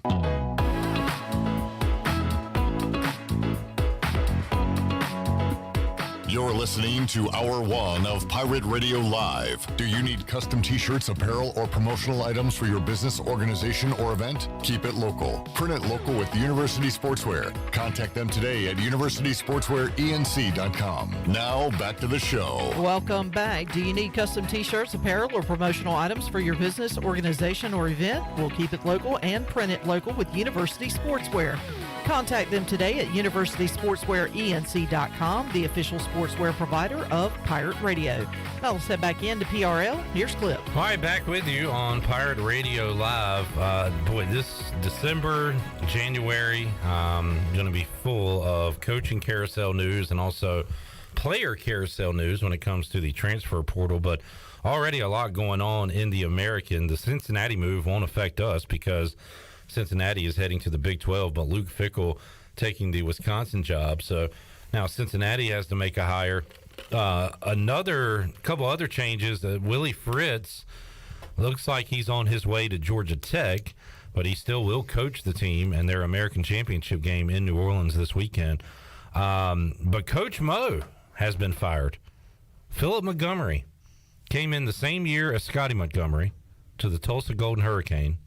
And he has been relieved of his duties. And he was refresh my memory, it was wide receiver. Wait, what? Wait, refresh my memory? Philip Montgomery got fired as the head coach. You got me. Tulsa. You got me on that. My bad. Yeah, I wasn't trying to get anybody. You got me. You thought he was talking about Scotty Montgomery. Yeah. You thought he got fired by the Colts. Yes. Oh. Yes. No, and now Scotty Montgomery is with the Colts. He's coaching tonight on Monday Night Football. What is his position with the Colts again? Running backs. Running backs, that's it. Running backs. Philip Montgomery, by the way. You tricked me when you said Coach Montgomery. Philip Montgomery, unlike Hugh Freeze, goes out with a bang. He actually... they beat Dana. They beat Dana Holgerson at Houston. Yeah. And then he gets fired. Houston player slapped a Tulsa player after the game. So they continue their classy behavior. Slap a hurricane. Slap a cane.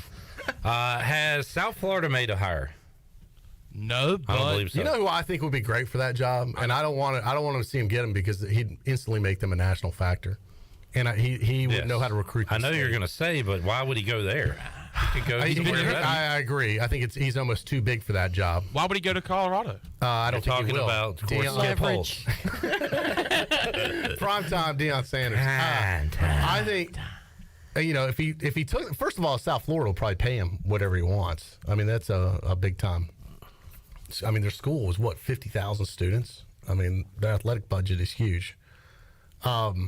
He knows the state of Florida well. He would go there just to compete with Florida State, Miami. Yes, and he would. That would be awesome. He would. I'm telling you, he would dominate the state of Florida. How pissed would those Florida schools They would be mad. They're very nervous right now. Now I kind of want him to go there. How cool would it be to see him on the side? Well, that's what I said. He's the type of guy. He comes here with South Florida. That's an instant. That many more thousands of fans that just want to see Deion Sanders. I agree. Yeah. I mean, he will sell tickets. Yeah. It's kind of like you won't know any of their players. I remember when Michael Jordan played minor league baseball. Nobody went because the Mudcats were there. They went to go see when Jordan played the Mudcats with the Barons, I believe he was with. It was max capacity because everybody wanted to see Jordan. He's that type of coach and personality that people would want to come out and see. And this is a much lesser level, but I bet people bought tickets to see Penny Hardaway last year when Memphis came, or even Larry Brown, when he was the SMU coach. Patino when he was at Louisville. I remember Patino's first time. That was a big deal. Yeah. Rick Pitino is going to be in Minges in Greenville. That was part of the selling point of that game. Yeah. And it was a big deal to have Rick Pitino in Greenville. Yeah, and ECU beat him. But awesome. Deion's going to be at some big time school. It's only a matter of time. There was some Deion to Colorado talk. Yeah, I just don't see him being a fit there. Apparently Colorado offered him the job, and he admitted that was true. Now, I don't think he's going to accept the job. I think he's using it as leverage for something else. That's what he should do. And this is just from a couple days ago, but Brett McMurphy said Deion Sanders, as you just said, Shirley, was offered the Colorado job. Sanders also interviewed with South Florida, TCU, and Colorado State the past 2 seasons. So that hasn't happened this year, but it's happened maybe last off season. Yeah, and I've heard he has been in talks with these schools. If the time's right, he's never ruled out leaving Jackson State. He said if it happens, it happens. He's not worried about it, but he's not denying that he won't. Yeah. So I think it's just got to be the right fit for him. And good for him. I think every coach should speak that way these days because, every job is a stepping stone at this point. He's done an amazing job at Jackson State. And I tell you, this guy, he's going to get a Power 5 job. There's no question about it. It's not a matter of if, it's a matter of when and when he wants it and which is the right fit, as I said, for him. And wherever he goes, he will make them a national power. I don't think there's any doubt about it. This guy's a transformational type coach. Yeah, and again, and he was one of the best, maybe the best corner of all time. Yeah. He knows football, but what he lacks in X's and O's because he's not an experienced coach. That's what his coordinators are for. Yes. That's what his assistants are for. But what he can do in recruiting, he does all the other selling. I would put him up there.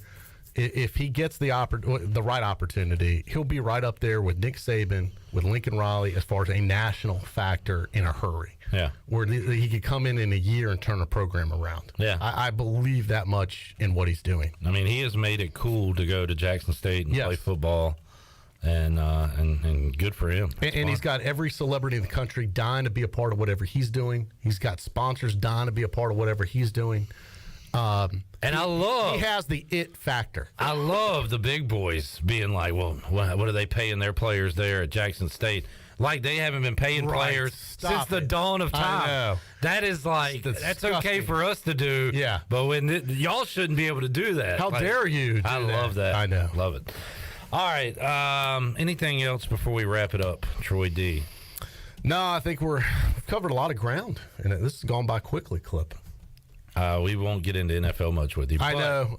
We made it through an hour without NFL talk, and I wasn't upset about it. If the playoffs started today, we are not in the hunt. The Commanders are on the in. Congratulations, by the way. I got to be honest though. I was really disgusted by the Sean Taylor memorial that they did. The statue. What did they do? It's not a statue. I know, but I thought it looked like something a seventh grader put together the night before a project was due. Could they not do something classy? I saw an interview with his daughter today, and she talked about how he wore soccer cleats like that and how they were emotional about it. So, but from my standpoint and from everybody else's standpoint, it looks like they're just using his name to. It was a joke.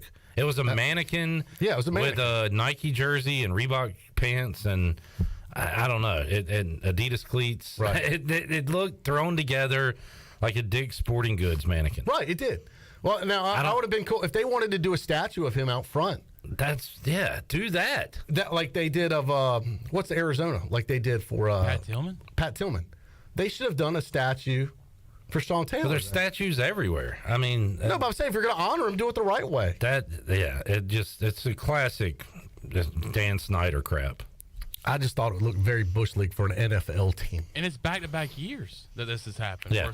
Last year they did like a 2-day warning of we're having Sean Taylor Day. Yeah. Like while the team was sucking and while there was bad news about Snyder. Oh, and we're just going to spray paint 21 on the sideline. Yeah. And we're going to let Jackson Mahomes dance on it. Correct.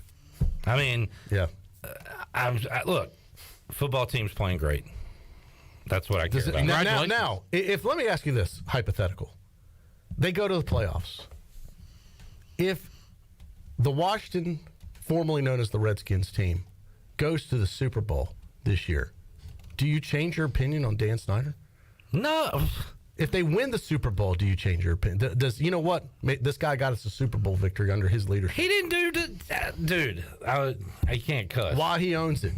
Would you change your opinion? Are you stupid? You're not stupid, Troy. I know you're not stupid. I know. I'm just asking if they won a Super Bowl, why he owns No! the team. What has nothing to do with him? No. What about your previous ownership? Would you? Dan Snyder could walk in and give me $1,000, $1 million, and I wouldn't change my opinion of him. All right, Clip. I'd accept the money, but I'd still think he's a trash person. All right, what were you asking about the Bears' previous ownership? Well, I know y'all won a Super Bowl with them. It's still the same ownership. It's the granddaughter of George Halas is running the team. Are you satisfied with that ownership? Not currently, no. I don't think she's a bad person. I just think she's out of touch. She's like 95, 96 years old. And it's just a family It's thing. empowered the wrong people. Yeah. The GM is clueless. Not the CEO. The new GM, the jury's out. Wait, do you really think that if Washington makes a run, which they could, and wins the Super Bowl, I think we should celebrate. I think Dan some Snyder? Commander fans would feel differently. Well, we won a Super Bowl. Let's not change anything. You would be excited to win that Super Bowl, but would you feel bad that Dan Snyder would? No, I'd be happy for Rivera and the players. Right, but if you're watching that post game and you see Dan Snyder hoisting that trophy, would it make you feel sick? No. I would be too happy to worry about that. You would just be like, all right, okay. I mean, they'd win in spite of him. I mean, he did. You got to give the guy credit. He hired the coach that then won the Super Bowl. He also made an awesome mannequin of Sean Taylor. Yeah, I was just running a scenario if there was any scenario. No. Because there's no better scenario than winning the Super Bowl. That's as good as it gets if you're a Washington fan. Yeah. So if you win the Super Bowl and that doesn't change your opinion, then it's time for him to go, is my point. Yes. Absolutely. Yeah. 100%. Go out on top, Danny boy. I was about to say, now win the Super Bowl and sell the team. The value of the team would be tremendous. What a great way to sell the team after a Super Bowl championship. And in the NFL clip, if you're in the playoffs, crazier stuff's happened. That is a possibility. Look at those crap Giants teams that beat Brady twice. I know. They were wild And the cards. value of your being franchise serious. goes up. You have a legit chance if this team comes together and plays good down the stretch here. As good as anybody right now. All right. Look, yeah, I'm happy. Don't try to make me like Dan Snyder. That's not going to happen. Okay. Not on my No, watch. I think the guy's a piece. I agree with you. Do you remember the day, Clip? Do you remember the day where you said, okay, I don't have any respect for this guy. I do not like this guy. I hate this guy. I loathe this guy. Do you remember the day that Not happened? the day, but it was early to mid 2000s when he had his buddy as GM. And it just, that was it. That was about done. So it's been a while. It's been a while. Almost 20 years. Is he still actively trying to sell the team? Because that was headlines a few weeks ago. He stays out of the news. I haven't heard much about it. I did find it interesting that this picture of Jerry Jones from the 60s got released by the Washington Post. Yeah, well, it was Jerry doing... He was like a 14-year-old kid. And he was at a rally or something? There was a group of children like preventing black students from going into the school. and Yes, Jerry that's Jones right. is kind of off to the side. Junior, right? Or old man Jerry Jones. In the yes, Yeah. Chandler. Wow. Yeah, as a kid, yes. And he said, I don't know what I was doing there because I was just a kid. No, he didn't say that. I thought that's what he said. He said he was a bystander. That's what I meant. But he wasn't like actively participating. He was just seeing what was going on. Sure. I mean, he was pretty forthcoming. Like, yeah, that was me. I was. Is that his glory hole days? That was his glory hole days. Exactly. And there it was. I thought glory hole. I thought those were in the 90s. Just ironic. I want me some glory hole. I know, Jerry. You will not Calm have down. none of my glory hole. That comes out in the Washington Post. Like, where did Dan Snyder, is that like... Now, the Washington Post is owned... Snyder hates the Washington Post. Is owned by Amazon, I believe. Yeah. It's not, it's just a coincidence. Yeah. But it was interesting nonetheless. He hates the Washington Post too, probably. Yep. Yeah. Yeah. Surprising. I will say this, it did not hurt Jerry Jones. I think they put it out there trying to damage him. I don't think it did. Yeah, It was like a story for one day and it's definitely were trying gone. to damage him. Yeah. Yeah. That's definitely like a hit job. But it didn't do much for him. Yeah. All right, Troy, enjoyed it. Clip, good seeing talk, you. Good discussion. I'll reconvene with you on Thursday. Maybe we'll have some, I don't know, some bowl thicker rumors, like maybe something, maybe not to report, but Maybe the speculation will grow. Could it heat up even more by the time we talk Thursday? Or it's intensely hot. Yeah. The rumor mill. Or will we? Or could it be announced by then? Could be. Unofficially. Right. Because I still think, my guess is it'll be official on Sunday. We're going to have to wait for the shows and everything. Yeah, but will it leak out ahead of time is the question. All right, good stuff. Let's take a break. When we return, we'll talk some Pirate Hoops with Seymour. Look, listen. We're going to look. We're going to listen. Hey, buddy. Buddy. Come on, buddy. Buddy. Who we got? And now listen, buddy. We got South Carolina State. Clip, they're not a good team. He'll never say that. He said something I recorded. Have they won a game yet? Let's take a look. They play in a tough, I heard this morning they are 0-7. Tough league. They have not played a home game Now, yet. if he says South Carolina State's a good team, I'm calling BS on that. All right. This is not a good team. They're Don't winless. say they're a good team. Be honest once. South Carolina State is a bad team. They lost to South Carolina by 3. Since then, they've lost by 19, 25, 43, 6, 31, 26. They play hard. They fight. I recorded, People put a positive spin on this. I recorded this interview at 11, so I've already done the interview. Did he say they're a good team? I don't think he did. Okay. But he did say... They're not bad, Cliff. Their record doesn't indicate how good these guys are. He took it a whole nother level. It was not about a team. He said the refs are doing a better job than they've ever done before, Troy. The refs. The refs. No, he did. Yes, he oh, did. my God. Tune in. The refs have never done a better job. Wow, he doesn't even talk bad about the refs. No, and these guys, it's everybody. And they're good kids. What type of medication is Cy on? Because he's the happiest guy in the world. I need some of that. Maybe And look, it's natural. I don't know. They had their problems last year, Clip. And they really, in the offseason, they've went out, they've worked, they've done a good job, and they have really done a better job this year, Clip. He likes what They're the refs doing are great doing. this year. The refs. I think they deserve a raise. Who are you talking about? ECU, Tulane, someone in our conference? No, the refs. The refs. The refs. I saw Ramey Steins getting chewed out by Bill Self at the awesome. Battle for Atlantis. Yeah, now that's the content I'm looking for, Clip, if you could put that on. Where is that? I would like to see that. Cancun or something? I can't remember where it's at. But Ramey got a nice trip for that one again this Little offseason. Bahamas trip? Yeah. Yeah. All right, well, we'll talk to Cy when we return. Troy, we'll see you Thursday. Back after this.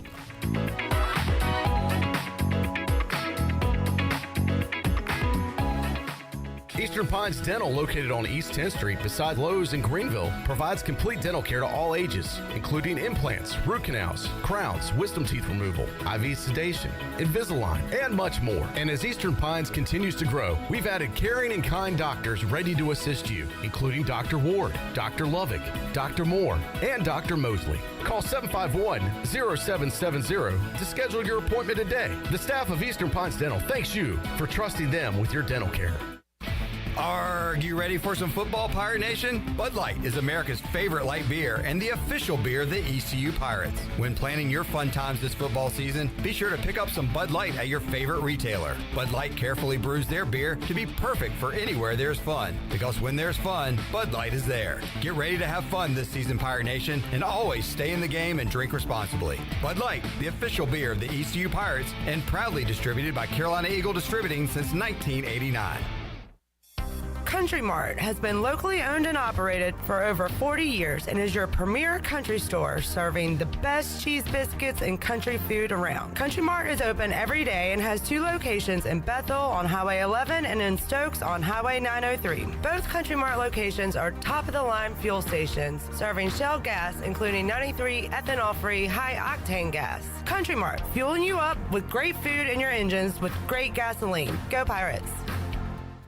UBE and PirateWear.com is excited to offer Pirate Nation the largest selection of new ECU merchandise and tailgate supplies ever. UBE has the best prices in town, so that makes UBE your one-stop shop for all things ECU. UBE does daily restocks of Champion, Adidas, and Under Armour. Don't forget to bring your young Pirates in to plunder the Crow's Nest, which is the only kids store dedicated to ECU. Plenty of free parking uptown in Greenville. Visit them at PirateWear.com. Go Pirates! With over 30 locations across North Carolina and southeastern Virginia, Quality Equipment is your local John Deere dealer, where you'll find everything you need for your next project. Our complete lineup of John Deere lawn and garden, agricultural, and commercial worksite equipment comes with years of experience, expertise, and dedication. We know what it takes to get it done right. Stop by today or visit us online at QualityEquip.com. The best burgers around. Everyone loves a thick, juicy, and fresh burger. Tiebreakers in Greenville, plus the all-new Tiebreakers in Winterville do real burgers better than anybody. So don't just go to any burger-themed restaurant chain. It's time to break the chain and eat local. Tiebreakers, real burgers at its best. Everybody loves burgers.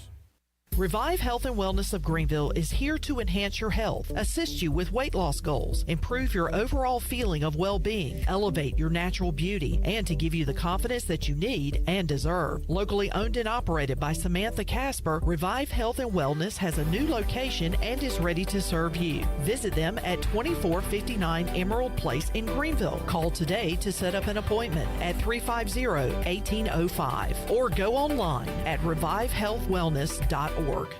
Hello, Pirate Nation. This is Jamie Cuccinella, inviting you and your family to come by Cuccinella's Pizzeria and Italian Ice. Cuccinella's has been serving our special family recipe New York-style pizza since 1932. We think you'll taste the difference in just one bite. When you come in for a pie, don't forget to try our house-made Italian Ice or gelato. We make small batches every day from scratch with all fresh ingredients. Cuccinella's on Old Tar Road in Winterville and a new location coming soon to Uptown Greenville.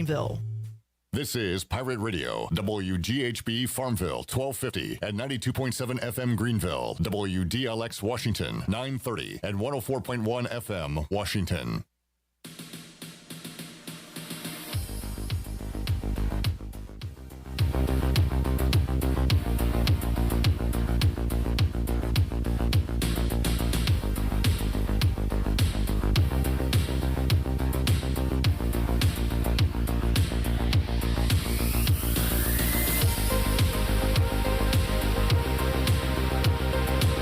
You're listening to Hour 2 of Pirate Radio Live. Do you need custom t-shirts, apparel, or promotional items for your business, organization, or event? Keep it local. Print it local with University Sportswear. Contact them today at universitysportswearenc.com. Now, back to the show. Welcome back. Greenville Utilities Neighbor to Neighbor program provides help for those who need temporary assistance with their utility costs, and you can make a difference. Your tax-deductible donation can be added to your GUC bill each month, or you can make a one-time donation, and GUC matches all donations up to $20,000 each year. Consider helping a neighbor with GUC's Neighbor to Neighbor program. Now let's head back into PRL. Here's Clip. Alrighty, back with you here, Pirate Radio Live on a Monday. Clip Rock, Shirley Rhodes, Chandler Honeycutt. Set out to the Pit Electric Live Line. Talk some Pirate Hoops with Seymour. He is the color analyst on ESPN Plus broadcast. So 2 chances to see Cy and hear from Cy. If you're not going to Minji's this week, you can check him out Tuesday night when the Pirates take on South Carolina State, and Friday night when they play Campbell. And he joins us now on PRL. Cy, how you doing today, man? I'm doing great, Cliff. I hope you're doing fine. Yes, sir. Doing great. Commanders doing great. We got some Pirate basketball wins to talk about, so life is good. Life is good. The Commanders are on a roll. I'm with you. And the Pirates are playing well in basketball and got a big win Friday also. So it's a good time. All right, so we got 2 games coming up this week in Pirate Hoops. We've got a few wins to talk about, and the first road game of the year did not go the Pirates' way. But, Si, I haven't talked to you since East Carolina played those games down in Florida, and Igo and I were talking about this, and you pulled up the numbers, too. The last time East Carolina went to one of these tournaments, these holiday Thanksgiving tournaments, and were able to win more games than they lost. And you got to go all the way back to the early to mid-2000s when they went to Raleigh and knocked off Oregon State and Pepperdine to start the year before losing to NC State. But East Carolina goes out. They lose to Indiana State, then comes back, beats Toledo, and then picks up a second win in their third game of that tournament side. Just impressive to see this team, this young team, this inexperienced team play that well away from Minji's Coliseum for the first time. Yeah, I think it's really impressive, especially to beat Toledo. I thought the Toledo win, that's a highly ranked team in the RPIs and has a strong veteran team coming in. And you know, you got to look at ECU, what they did to beat that ball club. Javon had, 24 and RJ had 14. And Brandon had a double-double. Those kind of guys. But I think when you look up, the other guys are stepping up where they knew to. Jaden came in and got 12. Their transfer from Iowa State. That's a big day for him. So they're getting it from different people, and they win that basketball game, and that's a tremendous win for the ECU program. Real impressed with it. And then, of course, that last day, you get another win. And what stands out in that one is Tabs. Tabs gets 16 points in 21 minutes. So that tells you something there. That's a good day, 3 of 5 from 3. And he's a young man that is still ahead of schedule, but not there yet, but playing pretty darn well. So, and I tell you, the guy that kills me is the little guy. He's unbelievable what he can do. LeCount is just all over. Caleb does a good job. I think Quentin DeBonje's playing better. So I think there's a lot of things going on for ECU right now in basketball. We've talked about this side, but the coming out party for Javon Small, his sophomore year, what he's been able to do, not just, scoring and filling up the stat sheet with rebounds and assists, but him as a leader side and how vocal he is on the court, and kind of talked about it last week that he, played second fiddle to Tristan Newton last year, played second fiddle to Ty Washington before coming to East Carolina. So maybe it's the first time he's been able to be the man, and boy, he has embraced that this year for East Carolina so far. Well, see, what you said, think about what Tristan's doing right now. I mean, they win last night, win the tournament out there in Oregon, and he's averaging 12 and a half. He's rebounding at 5. He's their leading assist guy.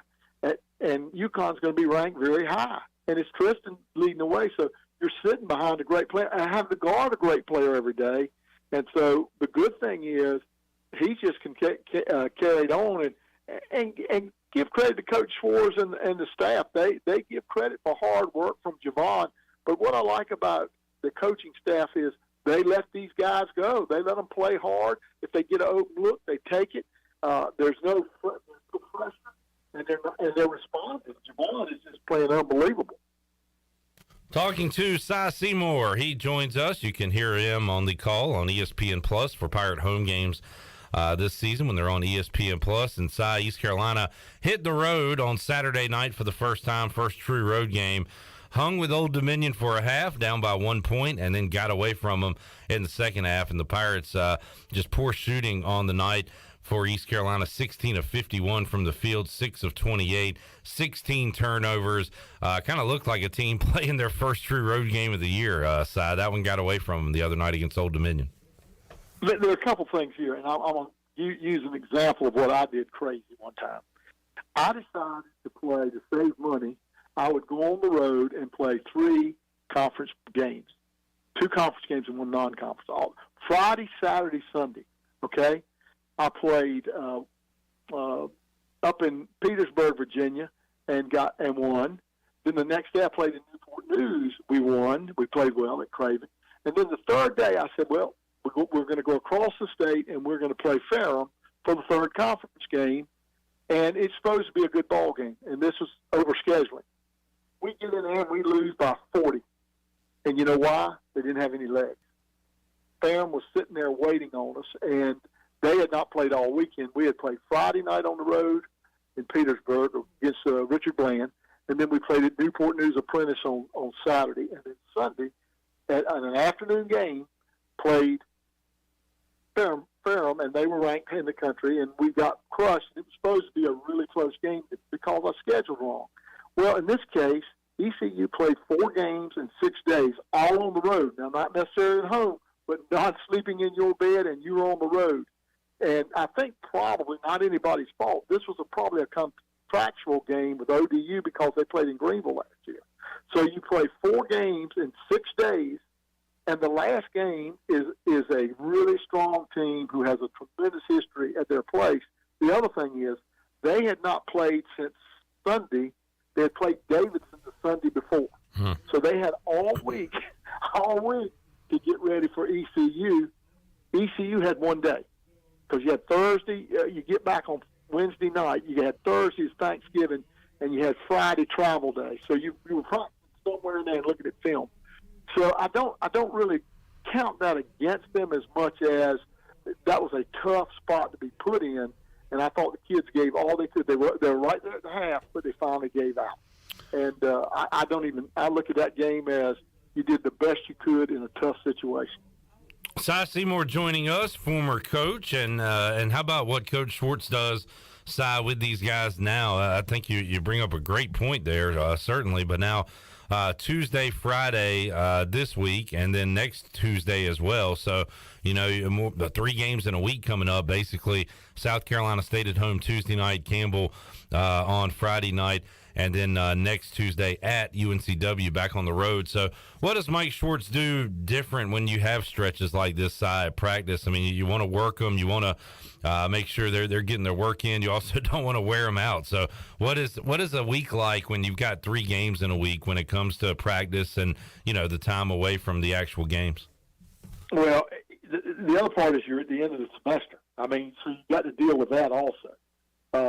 That's the thing. When you go over 2 grade periods, it's very difficult. Basketball is the only one does that. I mean, on the major level, you got to get grades have to get through. Do the right thing there. That's in this whole last 2 weeks of December. The other part is once you do, you don't change your schedule. You don't panic here. They're playing great. I feel like ECU's ahead of schedule. I can't believe. I'm so excited about what he's doing with his ball club. I'm talking about Coach Schwartz and that staff. They're getting it done. Don't panic. Just keep doing what you're doing. They'll look at a lot of film. They'll do a lot of walkthrough, but they'll go hard. They'll go hard one day, and then they'll get ready, and they'll be ready to play tomorrow. So they probably worked hard yesterday or today, but they'll be ready tomorrow when they go in. Remember, they are at home, so that makes a big difference. And then you finish that one.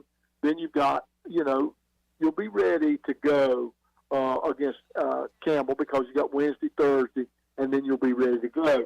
But they're home, and that makes a major difference. And you're not going to Wilmington until Monday, so you've got the weekend to get them ready and look at that. You got Saturday, Sunday, and then you travel Monday. But they've been in their beds. They've been at home.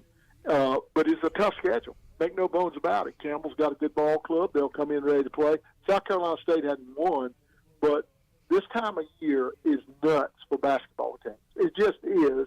And Coach Schwartz is in the thick of a tough time, and he can win these games. If he can win some of these games coming up, so far he's ahead of where I thought he would be with wins and losses. with the schedule he had. To beat Toledo down there was a major win, and then to win 2 out of 3 down there was a major win. To come back to ODU would have been like, my goodness, unbelievable, and they were almost tied at half. So he's doing all he can do right now with a young team, and he's getting it from different players. And I look up, and like I said, Jaden Walker gets you 12 that day against Toledo. That's a big deal. Javon Small getting you consistent play. Tabs getting you 16. And you know who's really done a good job? Brandon Johnson. I mean, he's had double-doubles throughout this thing. RJ's played well. The guys at the back have played well. But the other day, Brandon just ran out. We had one guy in double figures. ECU had one player in double figures today, and it was Javon. And just one of those days, you shoot 31% and 21% from 3. 21% from 3 is your legs. Yeah. An indicator right there. That's your legs. And that goes back to playing that many games in a row. They'll be rested. They'll be ready to play Tuesday. And they'll be ready to play Friday. Those are games you can get, and they'll be ready. It's enough of a gap between them, and 2 of them are at home.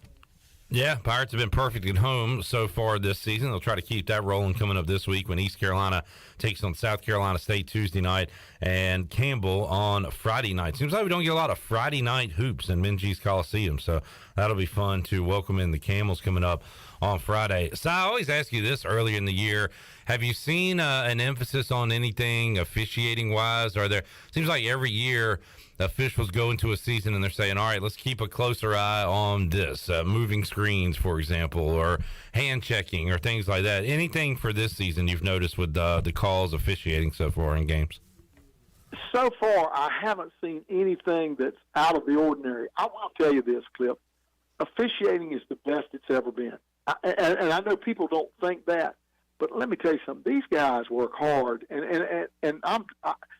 last year at Memphis, or 2 years ago at Memphis, I don't know when it was. We had COVID, we had everything. Anyway, the guy that grades officials was sitting beside me on the scores table. Every call that is made, he's looking at it, who made the call, and was it questionable. Then you've got the rebound plays coming up. And so when you think you're getting it a tough job, it's really, they really don't mean to do it. These guys are calling. They talk to the coaches. Coach Schwartz is really good with officials. I mean, he's good with talking to them. And one of them said after a game to one of our administrators, "This guy's going to be really good here. He's a treat to work for, work a game for," and that's a good sign. That's a good sign. So my point is, officiating. I've learned that these guys give you everything every night out, and if they don't, they get graded on it, and the replay helps them. It doesn't hurt them; it helps them. I was watching the North Carolina game with Alabama. Those guys did a great job. There were calls at the end that could have gone either way. Some went for Alabama, some went with North Carolina, but they got it right, and I think that's all coaches want, is to get it right, and that's what happened. So I don't see anything crazy so far. They're calling the closely guarded or in his space. You know, they're doing that, but not any more than anything else. Nothing big that I've seen. Cy Seymour joining us. Ramey Steins must be doing good. He got that awesome trip to the Battle for Atlantis again. I saw Bill Self chewing him out on TV the other night, Cy. So he got a good assignment anyway. You know, to me, Ramey's one of the top officials. Yeah. You know why he's in that game? Because he can take it. He can take it. He can talk to guys. If he gets upset, it's very rare. If he gives you a technical, it's deserved. Now, he calls a game the way it's supposed to be called. And if you see a guy like that hit you with a technical, he's giving it to you all night. He's warned you 15 times. Don't do that. And so my point is, that's why he gets those games. He's one of the top officials. Yeah. And we're fortunate. We have a lot of good officials that we see come into Minges. And when I see them, listen, when Kersey was in it, now he's the head of the Atlantic Coast Conference.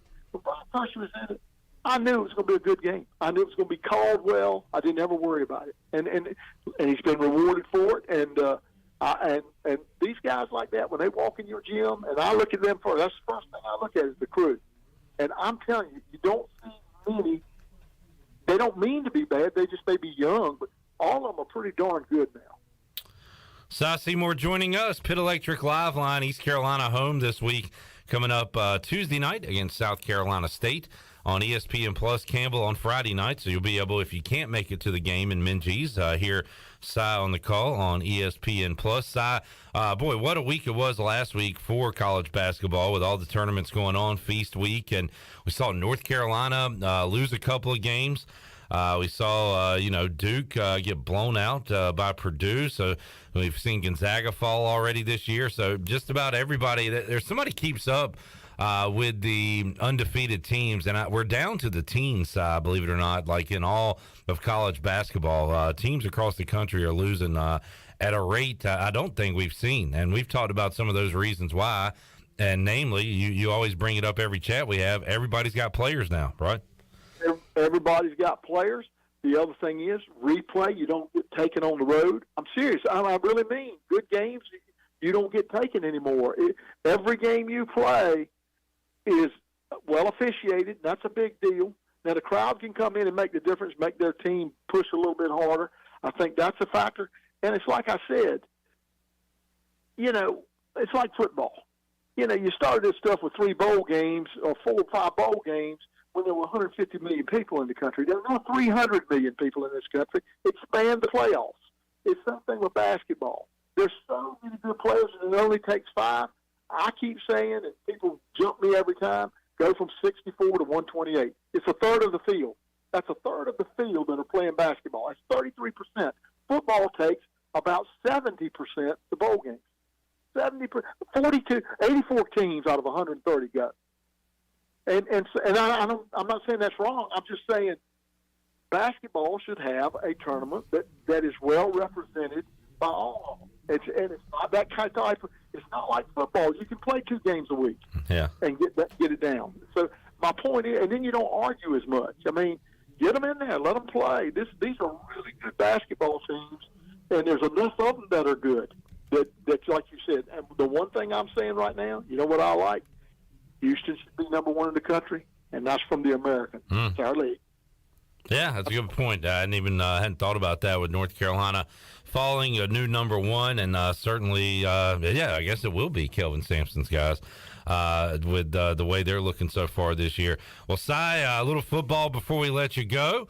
Where are the Pirates going to go bowling? What do you think? East Carolina finishing 7-5 this year. I'm glad they got the win. That was a tough one, though. You sit there and watch it. This kid's eating you up. I mean, this Warner kid, Kurt Warner's son, just throwing the devil out of him. Played really well. But ECU stuck with it, got 2 big stops at the end. I mean, really good job by the Pirates and get the win. And so happy for them. And I'm thinking, I don't have a clue. I'll be honest with you. I would think maybe north to Boston or south to Myrtle Beach. I don't know. Yeah. I don't know a thing about it. I'm thinking my Commanders may be in the Super Bowl, but other than that, I mean, that's the big one. They're just running over the league right now. If the playoffs started today, the red-hot Washington Commanders, who have the most wins since week 7, I want to say, week 6, week 7, they would be in. Actually, we'd play our old buddy Kirk Cousins if the playoffs started today, Si, but I don't care who we play. I just want to get there.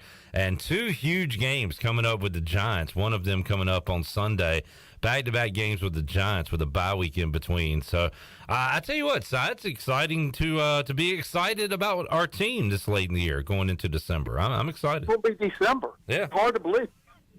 It's going to be December. We're still in it. These don't come around very often, so we're gonna enjoy this. Yeah.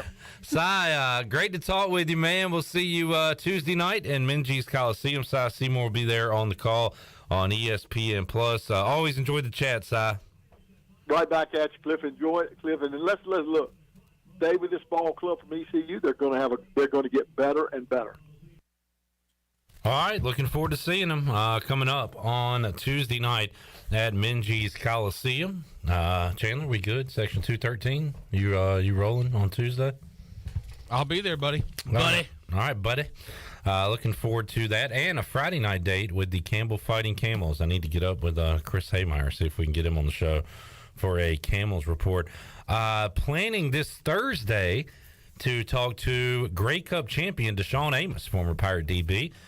Just won a Grey Cup with the Argonauts, and He says he can chat with us on Thursday on the show. So looking forward to that. And even though he lost, I do believe we should talk to the greatest offensive lineman in Canadian football history, Stanley Bryant. Yeah, we need Jeff Charles has had him on from the booth countless times at this point. We need once he hangs it up, a career retrospective. I want a podcast, Jeff Charles and Stanley Bryant. Oh, God, that would be amazing.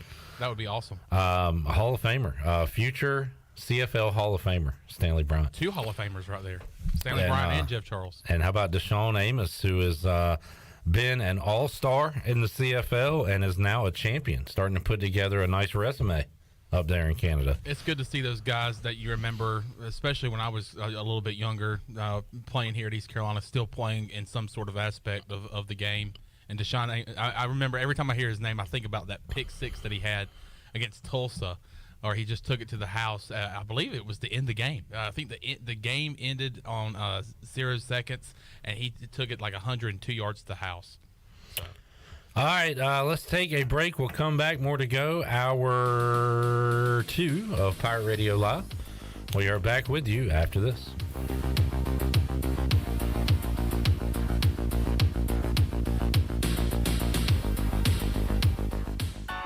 Flight by Yingling. It's the next generation of light beer. For those who don't follow trends, but craft them. Flight by Yingling is 12 ounces of uncompromised refreshment from America's oldest brewery. With only 2.6 grams of carbs and 95 calories, this is premium refreshment 6 generations in the making. Don't just raise a glass, raise the bar. Flight by Yingling. Available wherever beer is sold. DG Yingling & Son Incorporated, Pottsville, Pennsylvania. Please enjoy responsibly. Hey Pirate Nation, Lindsay Gray here with Carolina Caliber. In 1960, my granddaddy started his firearm business right here in Eastern NC. Still family owned and operated, we have the area's largest selection for outdoor shooting sports and accessories and are one of the nation's top firearm dealers. At Carolina Caliber, we have everything you need from hunting, home defense, and personal protection, including a wide variety for ladies and youth. We buy, sell, and trade. It's a time-honored tradition. Visit us at Carolina Caliber on Fire Tower Road in Winterville. Hello, Eastern North Carolina. If you're looking for a great place to work with competitive pay and a multitude of advancement opportunities, Pitt County Schools is hiring. We employ over 3,500 people, and we're one of the largest employers in our community and region. Pitt County Schools is currently seeking teachers, bus drivers, school nutrition personnel, facility staff, custodians, clerical staff, and more. We offer advanced leadership opportunities for our educators and competitive pay for our skilled labor force. Come work for a diverse, thriving school system and be an important part of ensuring success for the students of Pitt County who are the future of Eastern North Carolina. To fill out an application, visit our website today at pittschools.org. That's pittschools.org. And remember, education is truly a team effort. Pitt County Schools. Live and lead. Temperatures are in the low 30s at 10 a.m., increasing sharply to 75 degrees by 1 p.m., and then dropping into the teens by 10 p.m. So before you go to work, put on some gloves, pack some shorts, and a parka. That should cover you for the day. Your heating and cooling take a beating. Guarantee your system is ready when you need it. Call Delcor. Buy a new train system and make no payments until 2023. It's hard to stop a train. With inflation and high gas prices, you don't need another payment. So buy this month and make no payments until 2023. Delcor, the service professionals. Be sure to check out David Price Construction for all of your commercial or custom residential renovation and building needs. Run by ECU alumni, David Price Construction specializes in commercial projects, maintenance on facilities, and large-scale residential renovations and additions. Proud to be voted the Remodeler of the Year by the Home Builders Association of Raleigh-Wake County in 2018 and Best Business Commercial Remodel Project winner for 2020. David Price Construction, the proud ECU Home Services partner. Hey, Ellerby, have you tried our new menu at Clean Eats? I was planning on going there today. Tell me what's new. First of all, you're going to love our new melts. A melts is a quesadilla folded over like a sandwich full of things like beef and queso and chicken parm. Scott, tell me you got more. Man, I do. We have pretzel bites with queso, our fabulous meat and taters wrap, and we even have Clean Eats mac and cheese, complete with beef or chicken on top. It all sounds awesome. I'm going to head over there now. Fantastic. I hope to see everybody at Clean Eats, 805 Red Banks Road, Arlington Village.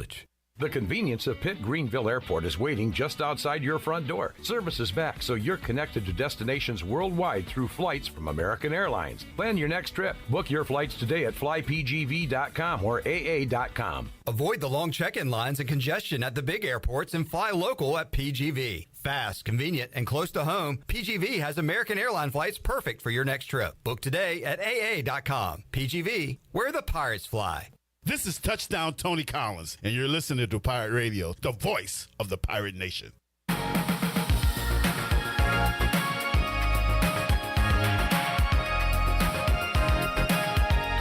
You're listening to Hour 2 of Pirate Radio Live. Do you need custom t-shirts, apparel, or promotional items for your business, organization, or event? Keep it local. Print it local with University Sportswear. Contact them today at universitysportswearenc.com. Now, back to the show. Welcome back. Be sure to check out David Price Construction for all of your commercial or custom residential renovation and building needs. Run by ECU alumni, David Price Construction specializes in commercial projects, maintenance on facilities, and large-scale residential renovations and additions.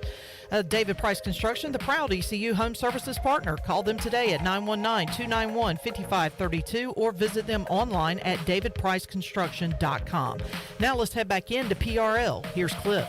Hi, back with you, Pirate Radio Live, here on a Victory Monday for the Pirates, the Commanders. My Dolphins. Yeah, they were your Dolphins in the second half when they didn't score. They were our Dolphins in the first half. I don't care. And Chandler Honeycutt's Carolina Panthers, a winner, too. Keep pounding, baby. That was a great example yesterday of Shirley of the line between our Dolphins and Shirley's Dolphins. They were tale of two halves. They were all yours in the second half when they benched Tua and did nothing, and the Texans kind of got back into it for a little bit. But when you're up like 30-0 at halftime, you can kind of take the foot off the gas. You've done enough at that point. You can sub in your backup quarterback and, let them play. Once again, fully loaded, fully healthy. They are up there. They got a good game coming up, too. And see, as a Dolphins fan, I was just irritated that I had to suffer through the Bengals-Titans game. Even though it was a close game, it really wasn't as close as the score indicated, really. Well, how about this, Shirley? Yes. You won't be able to watch this one either on Sunday. This is a great game. This is a potential Super Bowl preview. Our Dolphins against kind of my 49ers. I got the Niners going to the Super Bowl. I said the Dolphins will be awesome before the year started. So I got a lot of stake in And you know what? teams. That should be a really good game because that's a matchup of two quarterbacks that essentially were kind of left for dead. I mean, Tua was, in the offseason, there were so many questions about whether Tua was the quarterback for Miami going forward and the quarterback of the future. Jimmy G was tossed aside until, their starting quarterback gets injured, and then they call him back. Yep. And now they're both playing some phenomenal football right now. So it will be a fun game. I would say Tua's playing way more phenomenal than Jimmy G. But they're both the winning. 49ers have a very good defense, too. They have an elite defense. You have a defense that pitched a shutout yesterday against the Dolphins that pitched a shutout for 3 quarters yesterday, pretty much. So what will it's going to be a good game. I think there will be points though. I think these teams will score on Sunday. You're saying we can't watch it? Well, it's 4:05, which it's probably going to be like a local only thing. Man, I hate that. Mike McDaniel's revenge game. Which means I'm going to be stuck watching like the Steelers or something. Well, I'm interested to see. I wish they would flex out of that stuff. Really. That would be a great Sunday night game. Yes. Dolphins and Niners. I'm interested to see. It comes out on Wednesday, the national TV, the TV coverage map, because Panthers are off. Mm-hmm. Washington and New York is all of a sudden a big game. Mm-hmm. I'm thinking. So it's very likely that game's going to be on. I'm thinking that's a 1:00 Fox game this week. I would think so. We'll see. Chandler. Which means that the doubleheader will be on CBS, or are they at the point where both stations carry? Because usually they rotate. Like Fox will carry 2 games one Sunday, and then CBS. Well, this week it was Fox. Yeah. Let's see the week. What are we going to? So then this summer, this Sunday will be it'll be CBS's turn. Your big national game in the 4:00 window this week will be Chiefs, Bengals. I mean, I like the Chiefs. Playoff rematch. So, yeah. Sunday night, Colts, Cowboys. Get the Colts out of prime time. And put Dolphins. The Colts are the Broncos of earlier this year. Yeah, they are. Getting these primetime games. I know you can't flex out of Sunday night games because those are pretty much set, but those afternoon games. You mean Monday night games? What did I say? Sunday night. You're talking about tonight. Yeah. Wait. All right, let's reset here. I meant the Sunday night game. I thought you were talking about the Sunday night game. You can't necessarily flex out of that because that's usually pretty set. Correct? Monday night? Sunday night. No, they flex Sunday night games, but they do it in advance. Like it's too late now. Right. That's what I'm saying. Yeah.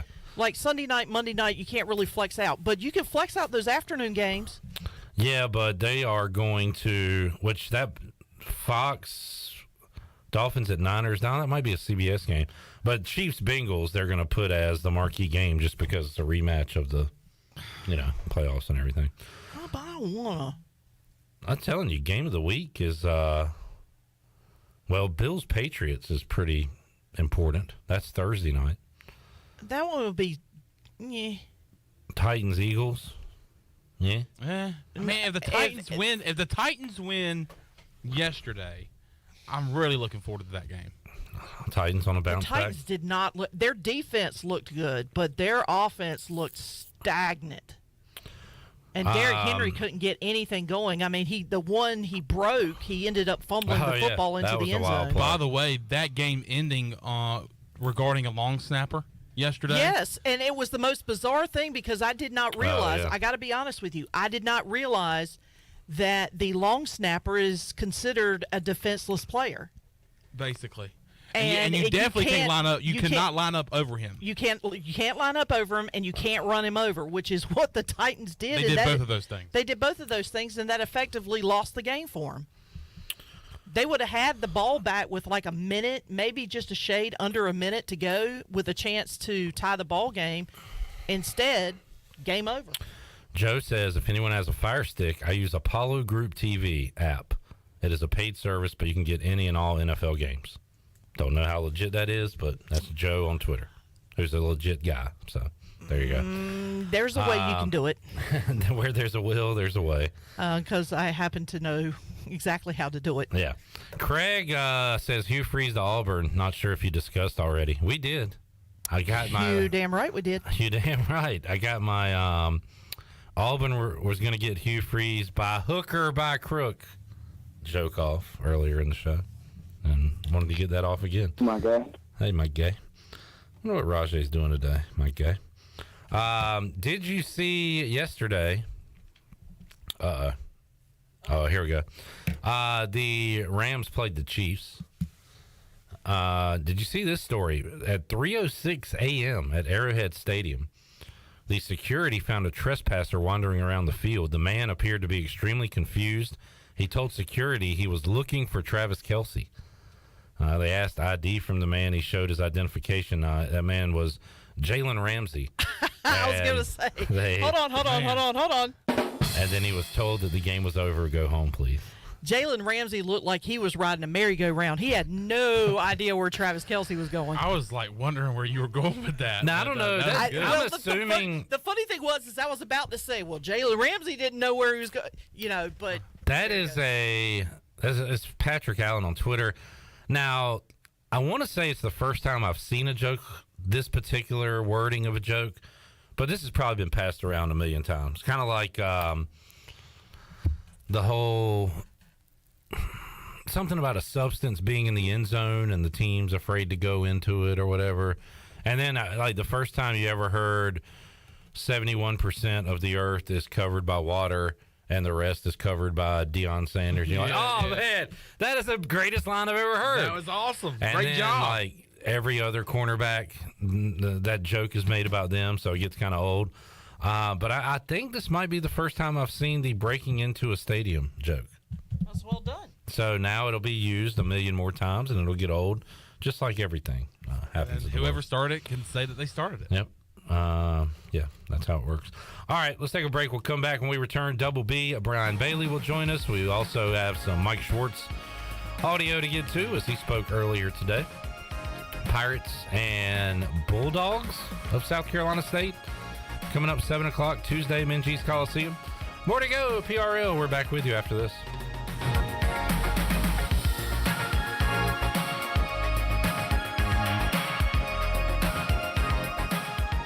Eastern Pines Dental, located on East 10th Street beside Lowe's in Greenville, provides complete dental care to all ages, including implants, root canals, crowns, wisdom teeth removal, IV sedation, Invisalign, and much more. And as Eastern Pines continues to grow, we've added caring and kind doctors ready to assist you, including Dr. Ward, Dr. Lovick, Dr. Moore, and Dr. Mosley. Call 751-0770 to schedule your appointment today. The staff of Eastern Pines Dental thanks you for trusting them with your dental care.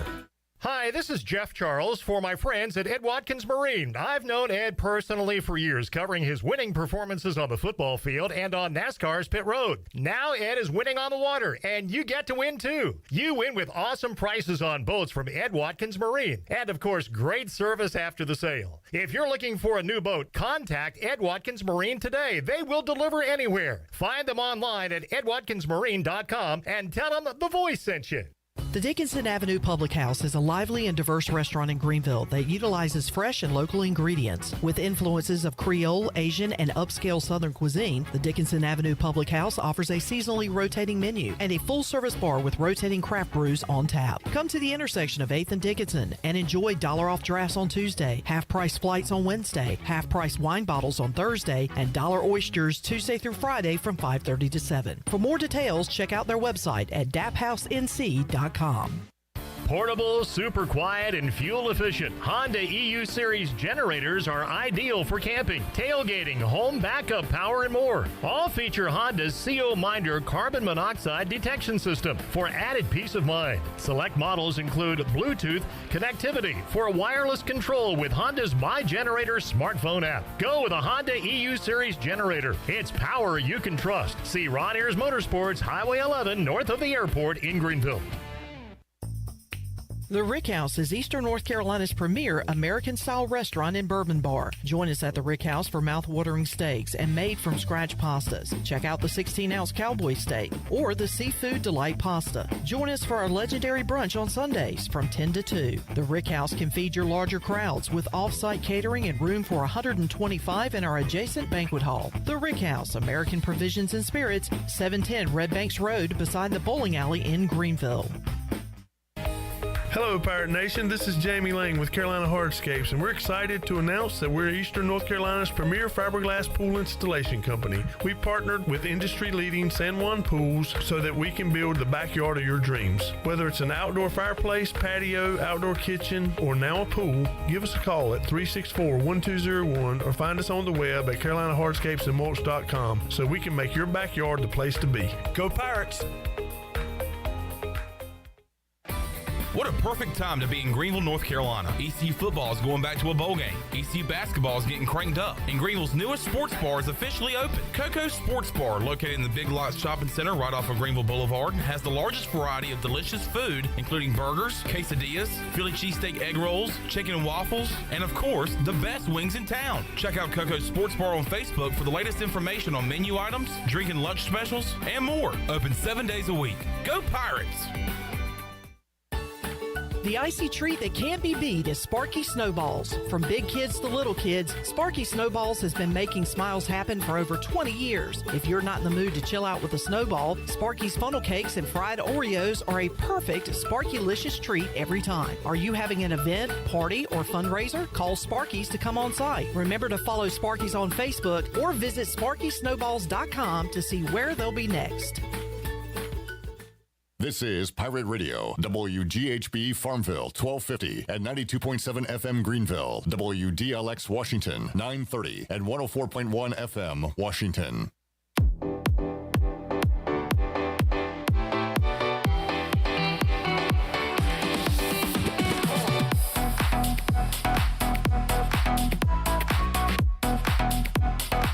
You're listening to Hour 3 of Pirate Radio Live. This hour of PRL is brought to you by Bud Light, reminding Pirate fans to stay in the game and drink responsibly. Bud Light, the official beer of the ECU Pirates, and proudly distributed by Carolina Eagle Distributing since 1989. Now, back to the show. Welcome back. Orthopedics East and Sports Medicine Center has been caring for Pirate Nation and the student athletes at East Carolina University for more than 35 years and are the official team physicians for ECU. Orthopedics East provides a variety of general and specialized operative and non-operative orthopedic services to meet the needs of the patients in Eastern North Carolina. For more information, call 757-2663 or visit orthoeast.com. Now let's head back into Pirate Radio Live. Here's Clip Brock. All right, we're with you for another hour at 6 o'clock. It's the Brian Bailey Show. If you missed it at noon, check it out. Malcolm Gray joined BB. They talked bowls. They talked Pirate football for the entire hour, so you can check that out.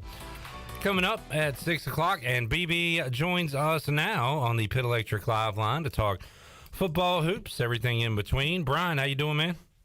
Not bad. It's a victory Monday for the Pirates, and sun's shining, so it's not too bad at all. There you go. And took a lot of offense to get it done. Took a lot of Keaton Mitchell on Saturday, the game of his life, as kind of harken back to some of those Chris Johnson days when he was running all over teams. I remember one at Memphis in particular, but Keaton Mitchell accounting for 300 yards, Bailey, and getting in the end zone all the times he did on Saturday. What a performance by him. Yeah, and I tell you, you watch him, and he does things so effortlessly, you just don't realize that he's accumulated 300 yards. I mean, I thought, after watching him play, he was probably about $150 for yards on the ground. He was at 222, I think. And just the way he goes about his business, I mean, he's really low-key and soft-spoken. But, man, he can absolutely fly. And he's gotten so much better about reading his holes and being, patient with the football. And I think we're going to look back and just marvel at his career at East Carolina. And I think that, he's going to go down. I said it earlier, as one of the best. He may go down as the best running back in East Carolina history. And at the end of the game, the Pirates needed more points. And they were, well, first of all, to get the ball back. And we were talking about this before your show earlier today. But the decision by Temple to punt the football and give it back to East Carolina when they could have gone for it, neither team was stopping, nobody was stopping anybody really. So it was almost a gift to get the football back in that situation. And I said it on Saturday night, if we're doing the Temple postgame show, all the calls we're getting are about that decision made to punt the ball instead of go for it there. Yeah, I think it started on 3rd and 1, and I know they threw the ball for an obnoxious amount of yards, but still on 3rd and 1, you think you can get it on the ground, and they don't. They throw it, and the ball gets batted down. So, and I can understand the conservative approach if you had all this to play for, and you want to put it on your defense's shoulders and that kind of thing, but you had nothing at all to play for. Your record is not very good, and they played some really good teams, really close games, and they were in another one. And I think some teams just find a way to win, and some teams find a way to lose. And I think in this case, Temple found a way to lose. And when they decided to punt the football, I think it was just, I didn't know for sure that East Carolina would come back and score a touchdown to beat them, but I know for sure they wouldn't have gotten that chance if they'd have gotten that 4th down play on 4th and 1. And Holton Ahlers with the ultimate no, yes, throw across the body. So you're there. Billy Chandler and I are watching it, and we started the stream early so you can see how we reacted to that play. Billy is screaming, run, Holton, run. And then the ball goes up in the air. No. And then you just see Jalen Johnson run right under it, catch it, and run into the end zone. Beautiful play, wild play. How about you from your vantage point? Did you see what Ahlers saw on that play, or were you thinking, where's this throw going? I was thinking, where's the throw going? And I'll tell you, I've got a theory as a photographer, and obviously, I've been shooting football a long time, but there are some really great photographers out there for football. I'm not particularly one of them, but I got some really good shots on Saturday. And in this particular instance, I was a little wider than I wanted to be because I thought he was going to run, and then I was going to zoom in as he was running. Then when he throws it, the idea is to find the football. So I found the football right away, and I start zooming into the football as it's in the air, kind of trying to get like an NFL Films type look. I'm zooming into the football, and I'm thinking, oh, okay, this is not going to work out because I did a pretty good job on this. And I'm not sure where he's throwing it to. All I know is when the king came down, it landed right to a Pirate, and he caught it, and he goes in the end zone. And I thought, oh, my goodness, the Pirates just taking the lead. And then I went back and looked at it, and I thought, wow, what a play that was. But I had no idea. And then I watched the ESPN version. You can see Holton said he saw him open early. He was open early. And then he said he saw him open again, and he just heaved it down there, and Jalen ran right under it. What a play. In between like a triangle of Temple defenders. It was amazing how it worked out. But East Carolina able to steal a win and get one, a back-and-forth shootout in Temple. And we've played games this year, Brian, where how many, goal line stands and big stops has this defense made and given the ball back to the offense and said, all right, go win us a game. So it's not like it's been this way all year. Some games the defense played a lot better than the offense, but here lately teams have found a way to move the ball almost at will against this defense. It's been almost shocking to see how, productive they were earlier in the year versus what's happening now. But I think Billy's brought up a good point when I said, what has happened to this defense? He said, nothing. It hadn't really changed. Teams found out you can't run the ball on ECU, and they found out you can throw it over the middle pretty much wherever you want. And we've seen the last two teams just take advantage of that. And now that East Carolina has some weeks to practice before this bowl game, hopefully that gets corrected, Bailey. Yeah, I think it will. Blake Harrell came to East Carolina and has been just a godsend as far as the type of person he is, type of coach that he is. And he was rattled after the game. I mean, he walked past, and I said something to him, Coach, wasn't pretty, but you guys got the job done. And he almost stared a hole through me. Yeah, he was so upset with how his defense played. So I think that's gonna work itself out. And Coach Houston even said so. He said, I think Blake Harrell's probably the most upset person going to be the most upset person on the way home. He said, I told him your defense made the plays when they had to, and they did. And I think that's what matters. This is a team game. You don't get points for playing great defense if you lose, and you don't get points for playing horrible defense if you win. You get points if you win, and that's what the Pirates got. Brian Bailey joining us, Pit Electric Live Line. East Carolina finishes out 7-5, and now we await to see where we're going bowling, Brian. And did it clear any up for you? Many more up for you? Talking to Malcolm Gray earlier today, all we're doing is still guessing, right?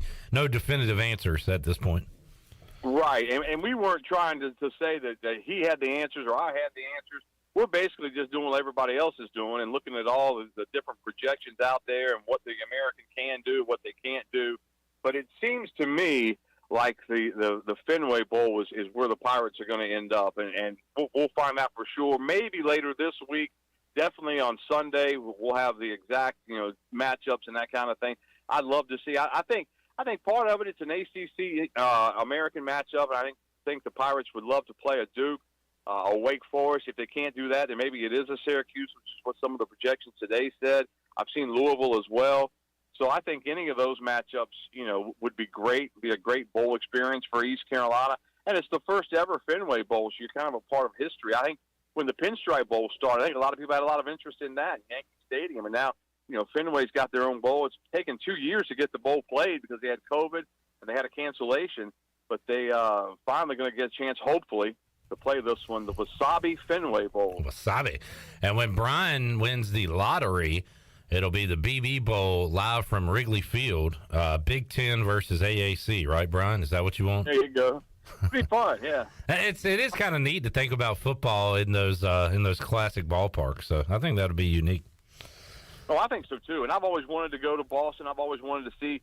I want to see the Red Sox play, obviously, in Fenway Park. But I'd love to go and just like Malcolm said, walk around Fenway Park, because ballparks like that, like Wrigley Field, you walk around and there's so much history that maybe some people can't see it, but you can almost feel it sometimes. You can the ghosts of baseball past and that kind of thing. It's sentimental to me, maybe stupid to some, but it's just, I think it would be a lot of fun. Yeah, and you might joke about me for this one, but I remember just going to RFK when I was a kid in the 90s and just seeing that grass for the first time through the concourse and the feelings. And you've been to games there too, probably, Brian, right? Where you've probably seen Dallas win and lose there, I would imagine. Yes, I have, but I've seen them lose more than I've seen them win. I saw when we were at the Military Bowl with Coach Ruff when the Pirates lost to Maryland. It was his first year, but that was I remember, and that was at RFK Stadium. Now it's in Annapolis, but at RFK, and I could almost hear the fans. We want Dallas. Yeah. The Cowboys were warming up, and they were just rocking RFK Stadium. We want Dallas. We want Dallas. Yeah. In fact, this past weekend we were at the Link, obviously, and they had posters up of all, the great things that have happened in Philadelphia, sports at the Link, and then before the Link at Veterans Stadium, and they had the 80 NFC Championship game. I was there to see Dallas and Philadelphia when Wilbert Montgomery went nuts, and the Eagles beat the Cowboys. So that was kind of cool to see something like that as well. Great to harken back to those old memories, and now we don't need those memories, Brian, because all our teams in the NFC East are good again. How about that? If the playoffs started today, the NFC East is well represented, including your team, my team, even the Giants and the Eagles with a bye. So that's how it would set up. Still a lot of football obviously left to be played, but man, it's pretty cool. It really is, and it's mind-boggling to think how bad the NFC East was, and to think about how good it is now. I mean, the Cowboys, those 2 wins over the Giants may really pay dividends as far as that goes. I don't know if the Cowboys can catch the Eagles. They're going to have to, the Cowboys get one shot at them, but they're going to have some other help to catch them. And really, I think it's just going to come down to you may have to win a game on the road, and teams do that. I mean, Dallas may not. Dallas doesn't do very well in the playoffs in the last 2 decades, but hopefully, it's going to come down to something like that. But and it's hard to believe that, Tampa Bay right now is sitting in that spot where they're in the 4 spot, so they would play Dallas in Tampa. And that's where Dallas started the year at, with a loss to Tampa. And weird scheduling quirk. Washington has back-to-back games versus the Giants. They'll play them this Sunday, and then a bye, and then they'll play them again at home. So a lot will be kind of figured out between those 2 teams here in the next 3 weeks. And then, of course, Washington and Dallas play at the end of the year, last game. Will that game have a meaning for one of those teams? The way it looks like right now, it will, but again, a lot left to be determined when it comes to the playoff seeding.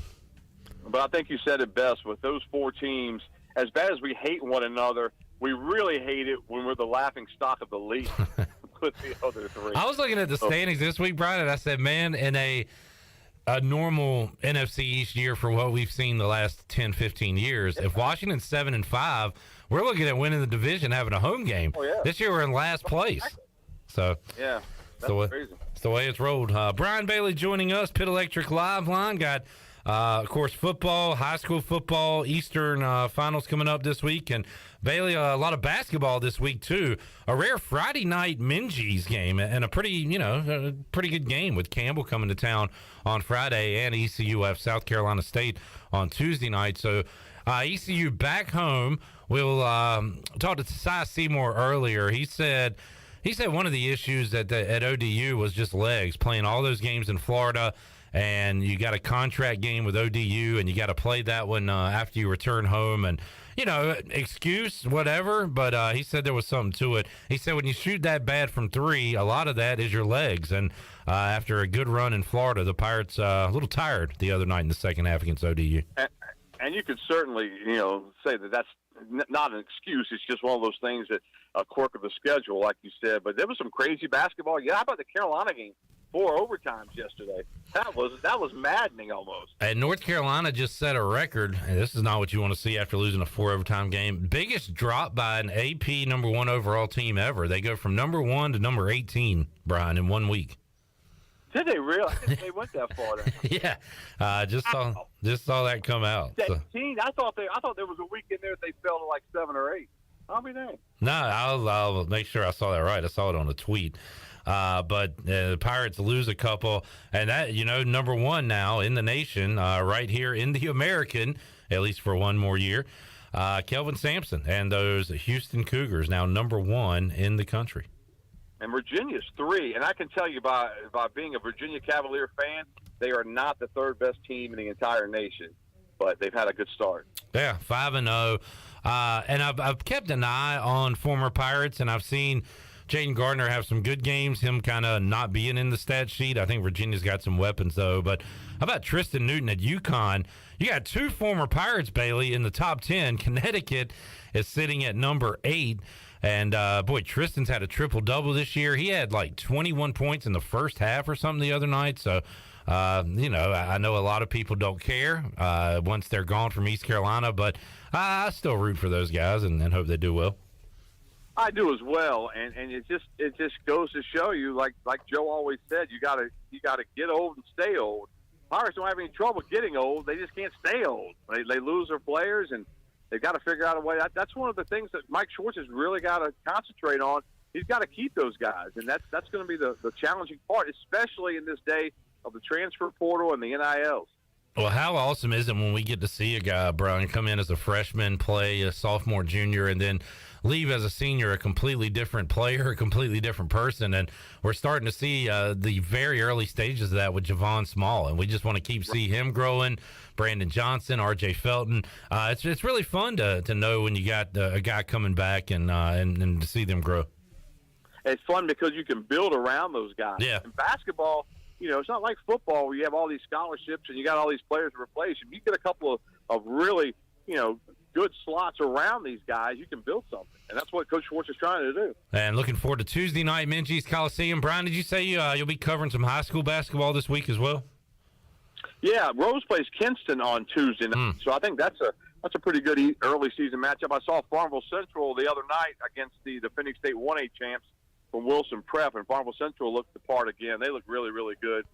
Farmville Central can be in a tie game, and they can full court press you, and they go from a tie game to up 16 in 2.8 seconds. Yeah. It's crazy how fast they go. Speaking of Farmville Central, I saw Bobby Pettiford. I watched him play against Farmville Central, and now I can't remember, South Granville maybe was the school in Minges, but he had that crazy game winner for Kansas, for Joe Dooley and company over the weekend. I don't know if you saw that. I'll be. Yeah. I saw the shot. I didn't realize it at the time. Yeah, wild rebound reverse layup. Bobby Pettiford put that one in. BB, good stuff, man. No lack of sports topics. We'll keep talking Pirate football with you here throughout these next few weeks, and we'll find out our bowl destination. I know you'll have a big bowl show next Monday. Great chat with Malcolm Gray to talk a little bit about bowl possibilities, but also kind of looking back at the year, and went over some big wins and some moments of the year. So it flies by, Bailey. You say it all the time. We wait for it, and then it gets here, and then boom, it's gone. But still got one more to go for the Pirates. One more to go. Can't wait to find the bowl destination and get set to go bowling. BB, we'll talk to you again soon, man.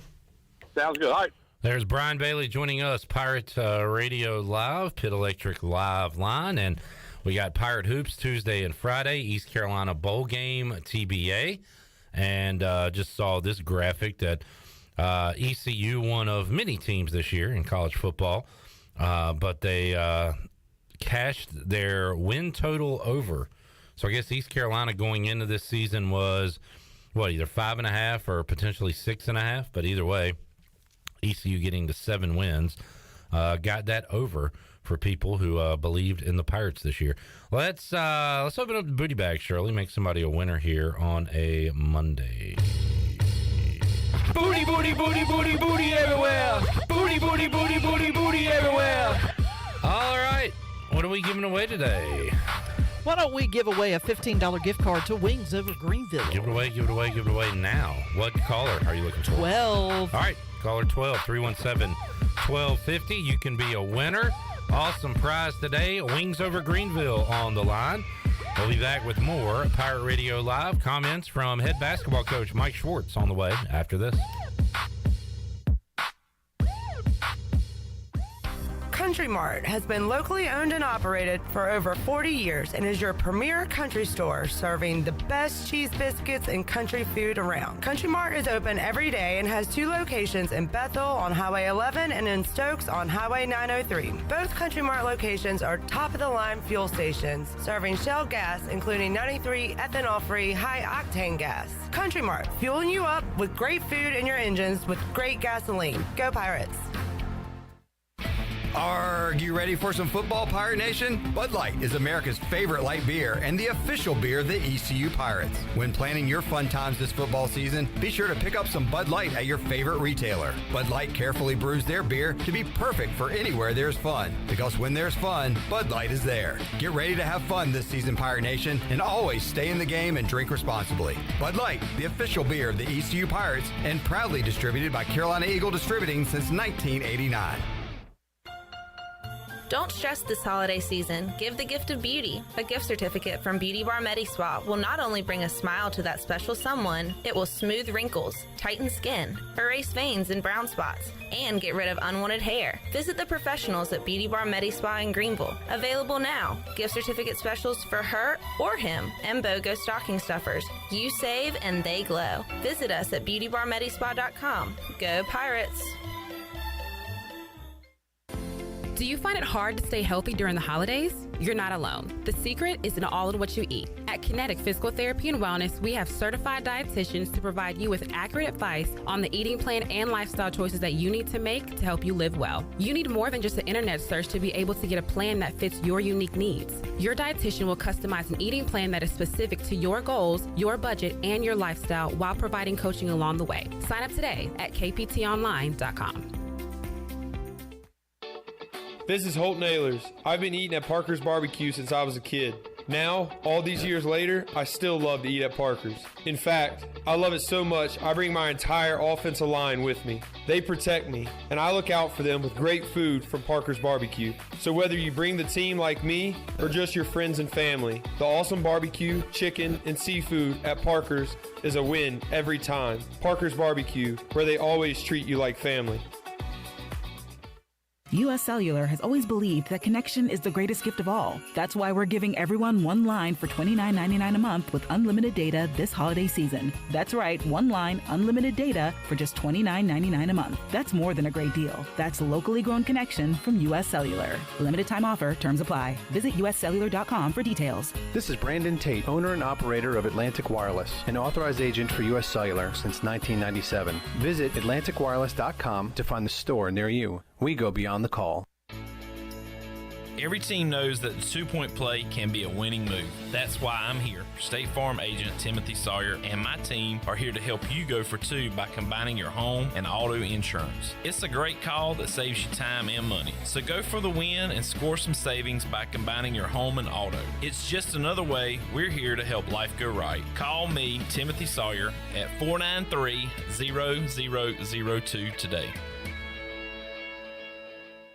Here today with Kyle Gaines from Washington Chrysler Dodge Jeep Ram. What's new? So this is the best time to buy. We have no payments for 90 days when you finance with us. Also 2.9% financing for 72 months on the all-new 22 Jeep Wagoneer. And don't forget, you can sit down with me, custom order your next vehicle, and save time and money. Don't have a Christmas idea? We have you covered with buy 3 tires, get the 4th one for $1. And don't forget, drive a little, save a lot, located in Washington, North Carolina. And also check us out on the web at WashingtonChryslerDodgeJeepRam.com. This is Brian Packard, ECU former baseballer. You're listening to Pirate Radio, the voice of Pirate Nation.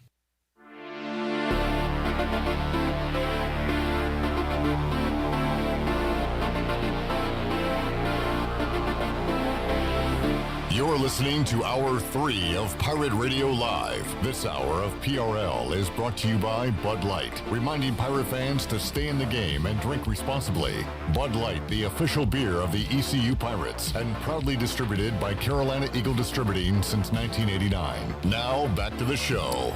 Welcome back. Carolina Caliber has the area's largest selection for outdoor shooting sports and accessories, and is one of the top firearm dealers anywhere. They have everything you need for hunting, home defense, and personal protection, including a wide variety for ladies and youth. Carolina Caliber will buy, sell, and trade. Carolina Caliber, locally owned and operated since 1960 on Fire Tower Road in Winterville. And congratulations to Michael Pinuel of Apex, who picked up a $15 gift card to Wings Over Greenville. If you're looking for wings to be delivered to your home, Wings Over Greenville's got you covered. They have their own in-house delivery service, and be sure to try the all-new tender sandwiches by ordering ahead on the Wings Over app. They are open till 3 a.m. on Fridays and Saturdays, so they have everything to cure those late-night munchies. You can give them a call at 758-9464. Wings Over Greenville, they deliver. Now let's head back into PRL. Here's Clip. All right, Mike P. with the victory today. Going to enjoy some Wings Over Greenville. Looking forward to some Pirate Hoops back in Minges Coliseum after 4 games away from the friendly confines. They'll be back at it Tuesday night, 7 o'clock against South Carolina State. Winless South Carolina State should be an opportunity to pick up a W for Mike Schwartz's team, and they need one coming off a loss on Saturday night against Old Dominion. Hadn't heard from Mike Schwartz in a while, so we got to hear from him earlier today. The Pirate Radio cameras were there. You can watch it in its entirety on YouTube, and let's hear what he had to say right now. You know, when the season started, we looked at this stretch that we just got from in terms of the MT, Florida, and coming back and having to go to Old Dominion on Saturday. We knew that it would be a real challenging stretch. 4 games in 6 days when we finished that ODU game. Some really good things happened on the trip in Florida. Some good things happened even at the ODU game in the first half, and obviously disappointed with the way the game finished up in our second half there. What can you learn about your team over a 4-game stretch like that? A lot of basketball in a short amount of time. Yeah, you know, the ability in Florida really, Stephen, to make adjustments as the game night to night. You know, you don't have much preparation time when you play those 3 games. Indiana State was normal preparation. Then you have to do a quick turnaround for Toledo and a quick turnaround for UT Arlington.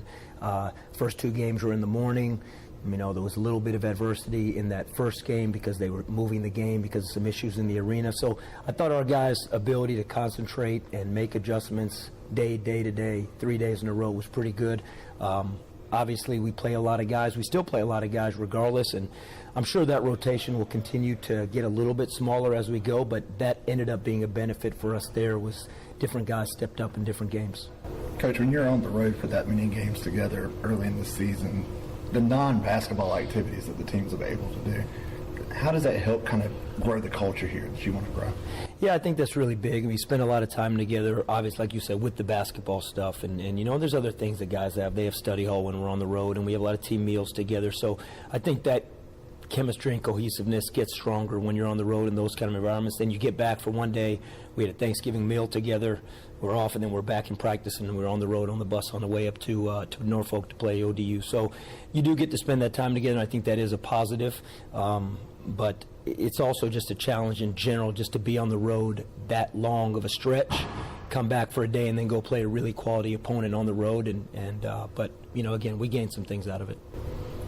You guys played well in the first half and then, you know, faced a lot of adversity in the second half. Just what was kind of the message to the team after the game? You know, we got out-toughed. We got out-toughed, out-physicaled. I thought they were faster. They were quicker to the ball in the second half. Again, in the first half, I'm not saying we were, but I think it was an evenly matched first half for the most part. But looking at the game afterwards, they definitely were the more physical team. And, again, second half of a long stretch, I don't know if legs were a factor, what it was, but we told the guys that's not an excuse. The bottom line is they were more physical. They dominated the paint on us. We knew going into the game they wanted to get the ball to the paint. They were a paint team, a rebounding team, and they had their way with us in the second half, and that's why it was such a large discrepancy in the score in the second half. In the first half, the Pirates really responded to the road challenge, I thought. What can you speak to that? Yeah, you know, again, that was our first road game as a team. You know, we've had a couple scrimmages that were in empty gyms, even though they were on the road. You know, our scrimmages, we went on the road for both of them. When we were in Florida, that's a neutral site court. To be quite honest, it was basically an empty arena all 3 games. So this was the first time that you faced a true road atmosphere. So you had a lot of freshmen. We had 7 turnovers between 2 freshmen in the post, and some of them were just things like dropping the ball and not, you know, simple plays. So probably it was a factor, but again, we got to go on the road next week in a tough environment again. So we'll grow as a team, but I do think the guys responded well, at least in the first half, but 20 minutes is never going to be enough, you know, in any game, let alone a road game versus a really good team. When you look at Ezra Valentino getting those minutes, I mean, how much can they grow from that? I mean, it seemed like they were a little sped up at times, but I mean, that is a good experience for those guys. Right? Yeah, sure. And then Stephen, you hit it on the head. Those are the two guys that had the 7 turnovers, between them. But you need to go through it. We've often said this: the only way to get experience is to get experience and to have a chance to go through it. So hopefully that helps, and hopefully it helps them as we prepare for South Carolina State for tomorrow night. I mean, that's the bottom line. In every game, whether it's road or home, is an experience those guys need. They're not heavy minute guys right now, so they have to do the most they can with the minutes that they get. But I definitely think they can grow, but those mistakes definitely cost us in that game. South Carolina State comes in really struggling. I mean, I think they're 56% from the free throw line. How do you keep your guys kind of level-headed, not getting too confident, knowing they're playing an opponent that they're probably a lot better than? Well, we're not a lot better than them. There's no reason at all for us to be overconfident in any game that we play all year. This is a team, South Carolina State, that's a really good team, a really well-coached team. They've had 7 road games. So the way we feel when we went on the road for 3 and then had to go to ODU, they felt that since November 7th. They've been on the road at Kentucky, at Wake Forest, at Western Kentucky. They have been on the road. So from a standpoint of that, the record is meaningless. I think this is 2 teams that are both hungry because we're both coming off a loss, and that's all that matters. I know they're going to be ready, and I know we'll be ready. Given some of the places they've played, they're not going to obviously come in here and intimidate or anything. Is that kind of a, I don't want to say a scary thing, but it's something you have to tell your team they're not going to come in here ready to back. Yo, absolutely. This team's been on the road 7 games, and they've played in some of the best environments in the country. They've played really good teams, and we'll have a great environment in here, but the team is not, they're not going to be intimidated in any way, shape, or form. They're not going to come in here uncomfortable being on the road. Maybe like you asked earlier about us having our first road experience at ODU, this team is well versed with being on the road so far this season. So it's going to come down to what happens in between the lines, and they'll be ready, and we got to get ready today in practice as well. It seemed like Winston starting to kind of, find that comfort zone. How good has that been to see? It's good, and we always said that Florida was the time that we thought Winston might be able to maybe get off of a minute restriction and be more in the realm of hopefully getting back to being in game shape. Because again, it's not his injury; it's just getting time in back and getting back everything that comes with rehabbing for such a long time, being in game shape. But that being said, when we got to ODU, I think Winston, along with all the guys, not just Winston, we all tried to do a little too much on offense, and we got behind in the second half. Everyone tried to flip the game on the offensive side, and when that happens, high turnovers start happening, and the defense suffers too. So we just got to reset and get our mind back to where we know defense is at the forefront of what's going to give us a chance, and let the offense happen kind of organically from there.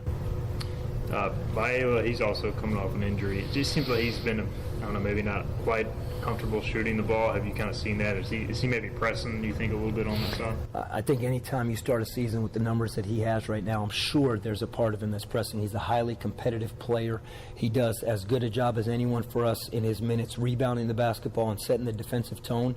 He's had some good looks. He's forced some shots. He had a great opportunity the other night to really go get himself a layup, and he ended up kind of pulling the string on a mid-range jump shot. And so I think he'll work his way through it. But I think, Stephen, like you said, I think anytime you have, I think he's 1 for 20 or 1 for 21 right now from the floor. I'm sure he's pressing a little bit, and that's natural. And he just, again, if you keep your focus in the right areas, that lid will come off the rim for him. You've kind of used the phrase a few times, getting lost on the defensive side of the ball. Do you mean like just the players kind of playing so hard on defense, the game just kind of comes natural to them? Yeah, I think that's, at least that's what we want our style of play or identity to be within our guys, is that you have no reason to go out worrying about offense. You don't have to worry about, am I going to score the ball or am I going to make an impact on offense? Where your intensity and where, if you want to use the word worry, needs to be is, are we playing as hard as we can on defense? Are we executing our defensive game plan? Am I doing the job in front of the guy in terms of guarding the guy in front of me, or from a team defensive standpoint? And I think when you do that, or when we do that, I think our offense comes a bit more naturally. And sometimes that happens, as you can see in some of those games where we came from behind. The guys' backs are against the wall. We know we have to get stops. The pressure picks up, and then offense shots start to fall. But if you look at it the other way, you go into a game thinking I have to make shots, it usually doesn't work out well. And at least I know for our team, that's not going to be something that we'll be successful with, thinking that way. Mike Schwartz there. You can see Coach and the basketball squad in action Tuesday night. Looking back at the loss on Saturday, ugly second half. And East Carolina outscored by 20 in that second half, 40 to just 20 points scored in the second half. Remember last week I reeled off all those amazing second half numbers for ECU. Well, you can trash those stats. Pirates lowest point total of the year at 50 by far. Also, how about 16 turnovers to 8 assists? Mike Schwartz not going to like those numbers at all. And just one Pirate in double figures. It was Javon Small, who had 13 points. Also added 3 rebounds, 2 assists, 2 blocks, 2 steals. He always finds a way to stuff the stat sheet, does Javon Small. So looking for a turnaround. Rough night for Brandon Johnson. Just 5 points to go with 6 rebounds. He has been a double-double machine, but he only made 1 shot from the field the other night. Just 1 of 8, missed all his 3-point attempts. So brighter days ahead. And the Pirates looking to get over that one quick when they take on South Carolina State on Tuesday night. Let's take a break. We'll come back. More to go. Pirate Radio Live here on a Monday. We roll on hour 3. We are back with you after this.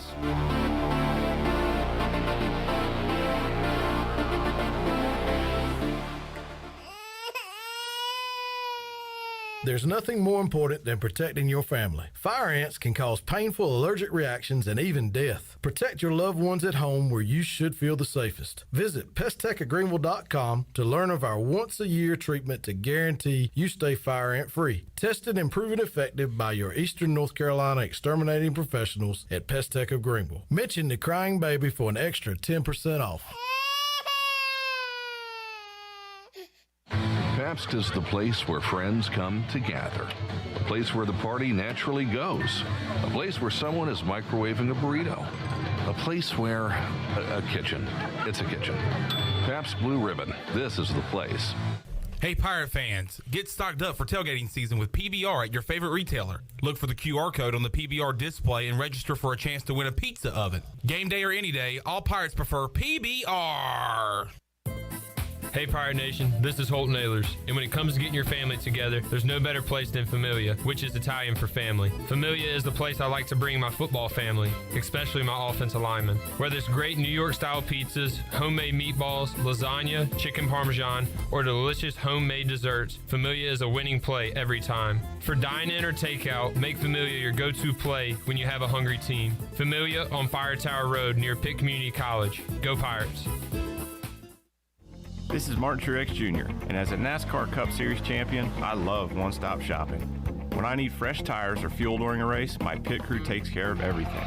Off the track, I have an Auto Owners independent agent. They handle all my insurance in one place: car, home, life, and business.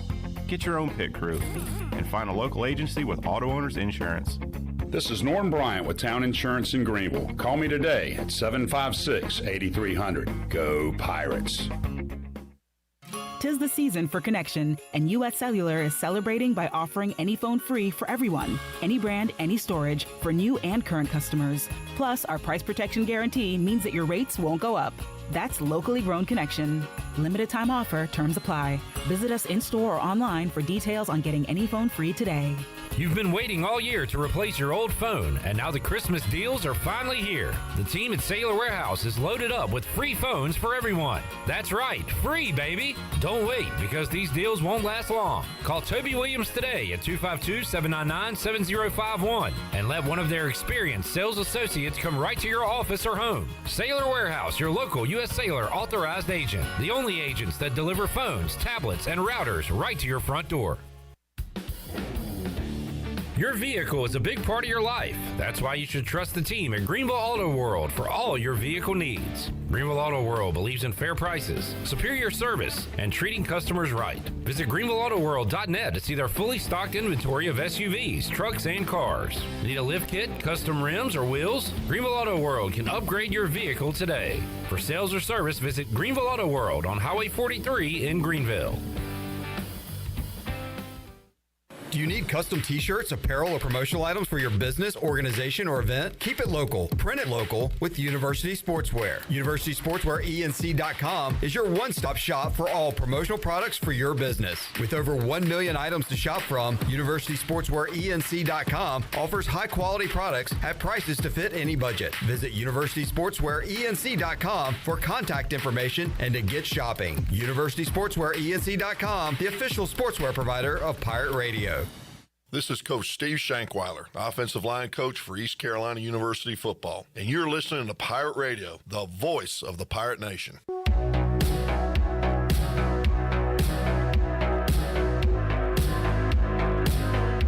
You're listening to Hour 3 of Pirate Radio Live. This hour of PRL is brought to you by Bud Light, reminding Pirate fans to stay in the game and drink responsibly. Bud Light, the official beer of the ECU Pirates, and proudly distributed by Carolina Eagle Distributing since 1989. Now, back to the show. Welcome back. To get the business services that are right for your business today, contact the team of experienced local bankers at First Bank. The team includes bankers you can trust like Ashley Capps, Lee Watson, Bonner Latham, Chris Richards, Josh Hooten, and Heath Nesbitt. First Bank, together with their customers, they're creating a world where individuals and communities thrive. First Bank on Arlington Boulevard in Greenville. Now let's head back into PRL. Here's Clip. Alrighty, back with you here on Pirate Radio Live. If you're into sports and gossip, you'll have a field day with this Hugh Freeze stuff. So find your favorite social media site or SEC message board and have a ball. I knew this was going to go over smoothly. Josh Newberg, on 3, national host and producer, says Auburn fired Terry Bowden, 47-40 record at Auburn, for having consensual sex with a booster's wife. Now they are hiring a coach that was caught calling hookers on his school cell phone a few years ago. So there you go. Your thoughts? Terry Bowden? Yeah. Oh, wow. Yeah, I mean, look, that's their type. Listen, buddy, that's their type. That's their type, man. Their type of coach. So I guess Cadillac Williams will, I don't know. Go crazy, Cadillac. Go crazy. Will he remain on the staff? Will he go elsewhere? Hugh Freeze going to bring in his own peeps from Liberty. Interesting stuff down at the SEC. Hey, it's all about winning, baby. You got to win. Can you win? Win, no matter what. If you can win, then you're in. And if you can't, you are out. All right. What bowl you want the Pirates to be in, Chandler?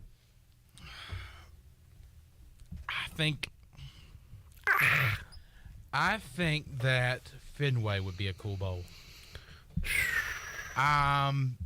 Myrtle Beach, of course. You're down there at Myrtle Beach. Pirate fans would invade Dirty Myrtle. They would invade the grandstand. Strand. I don't know. I mean, for the players, of course they would want something warm down south. I think Myrtle Beach would be a good bowl game where you can get a winnable opponent. But I really would love for I would love for that opposing team to be someone out of the ACC. I think Syracuse, and I think a lot of projections have us playing Syracuse right now. I think that would be a pretty cool matchup for the Pirates. Duke would be an awesome matchup for the Pirates. Mm-hmm. Duke having a really good year in their first year under a new head coach. I think watching the Pirates play, because of course I'm not going to be there, watching them play in Fenway Park would be pretty cool. And yes, it's up there. It's not the ideal traveling situation for fans. The weather's not going to be ideal.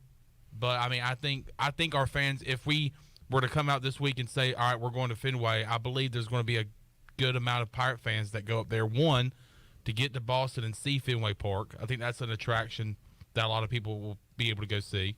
And I know I brought it up to somebody yesterday, a Pirate Club member, who said, and I said something about, well, Fenway would be cool because you get to go up there and see a historic stadium. And he said, yeah. He said, well, the last time I went to a bowl game in a historic stadium, it was RFK. And he said it wasn't so good. I was like, well, I think this one's been kept up. Yes, a lot and I more told than him, I RFK. said, well, I think Fenway has been remodeled a few times. They still play at Fenway Park. And they still play there. RFK was like an abandoned, so field. I said Fenway would be a lot different to RFK. I could see the trauma, the trauma that you have with that, because I've heard from multiple people that RFK was a dump. Of course it was. Like you said, it was an abandoned stadium. But, I mean, I think seeing ECU versus the ACC team in the Fenway Bowl would be pretty cool. All right. Where do you want us to go? So we're asking personal preference here, right? So it's what I want. Mm-hmm. Just like people out there choose what they want because of their travel schedule or days off or climate or whatever reason. So this is me thinking personally. And I tend to think a little different than the average Joe, like Chandler Honeycutt. I think about things like this, Chandler. The perfect bowl would be the Myrtle Beach Bowl. And you're asking yourself, why? Can I try to answer for you? Yes. One, it's during the week. So what does that mean? It's a Tuesday. Well, it's a Monday, but go on. Oh, okay, Monday. But what does that mean? That means that during the week, instead of doing Pirate Radio Live, we'll be able to do 4 hours pregame. We got to be here anyway. You got to be, well. We got to be here anyway. Why not do a pre and post game show? We got to be here anyway. Let's just do a 4 hour pregame show. Won't have to come in on an extra Saturday. Yep, because the Fenway Bowl is a Saturday. The Fenway Bowl, by the way, and I still would like to see us play in that bowl, but if we play in that bowl, we have to be here at 7 o'clock. And our pregame show, our Bud Light pregame show, will start at 7 o'clock that morning. And personally, I want to go to the Fenway Bowl. And we'll go. Okay, y'all can handle the pregame show without me and the postgame show without me? Please don't go. If you want to go, I say go. I want to go. If Chandler's it's Fenway saying no, Bowl. he doesn't want you to go. I'll miss you. Wow. We'll have to be here anyway. But you're still going to be laughing at me because I'll probably be up there freezing my tail off, and you're in this nice little comfy studio. And then I guess the time, the kickoff time will be different. It will not be 11 kickoff o'clock. at 2:30. They'll be out at a decent time. Now, if you're in the, say, Boca Raton Bowl, that would be a post-game show that would go into Wednesday morning. But that would be, I mean, not terrible, but not great. Well, I mean, if we play the Myrtle Beach Bowl, one is basically going to be the ECU Bowl because Pirate fans are going to just show up in droves. And you play that game on Monday, and then that gives us some content to talk about the rest of the week. Exactly. Also, personally, for that Fenway Bowl, I have to pick up my girls at the airport that Saturday night. So I could be looking at a 7 a.m. Bud Light pregame tailgate. Post-game show wraps up. I got to drive right to Raleigh that night. Holy cow. So I don't want the Fenway Bowl. Oh, my gosh. And, of course, it's lining up to be Fenway Bowl. And I've already told Shirley, I have, of course, an alarm and everything, but I rely on my wife to wake me up for these early kickoff time or early Bud Light pregame tailgates. I think that I will end up probably sleeping here that Friday night and just have Shirley wake me up at 6:30 whenever she rolls in here, just for my fear of sleeping through the alarm. And I told Chandler that, and Chandler said, you know what? I might do it too. We might have a lock-in, a Pirate Radio sleepover lock-in. That would be fun. We could stream it. Yes. And that's assuming if I stay here and not go to Fenway. Because y'all are screwed. If I go to Fenway, y'all won't have me to wake you up at 6:30. Well, somebody else is going to have to come in and do it. We're going to have to hire a wake-up call service. Nah, Jonathan can come in here. He's usually up that early. I'm pretty sure he's going to be at the bowl, Shirley. Oh, damn. Yeah, everybody goes but us. I know that. Well, clearly you don't. And she's going to be a part of that this year, apparently. We'll have Wes come in. Wake us up. Get up. It's time. Hey, don't we go on at 7 o'clock? Wes will I brought biscuits. He'll pull the covers off of us. Get out. No, it'll be Peggy doing that. Oh, Lord. Because you know Peggy will come with him. Y'all boys better get on up now. Get up now. I got y'all's breakfast. Boys, y'all have 5 minutes. 5 more minutes, Mom and Dad. See, the problem is that y'all have it backwards. Wes would come in and say, y'all need to get up now. It's time. Peggy will come in and be like, hey, you got 5 minutes. Get up. If we do a slumber party here, we got to remake some scenes from Step Brothers. Do we just become best friends? But no, seriously, I think if it's the Fenway Bowl, I think that we should do like watch-alongs for like games that are going on that I was night. gonna just look at like the schedule of games. Like I'm sure there's college basketball. Yeah. That Friday will be the first day of bowl games, so there might be some bowl games we can watch at night. We can order food. Why would you want to stay up that late though, knowing you got to get up early? Because we're crazy people, Shirley. And also, we're here where we need to be. So the only thing we have to do is literally wake up and walk in here. Let me check out the basketball that night.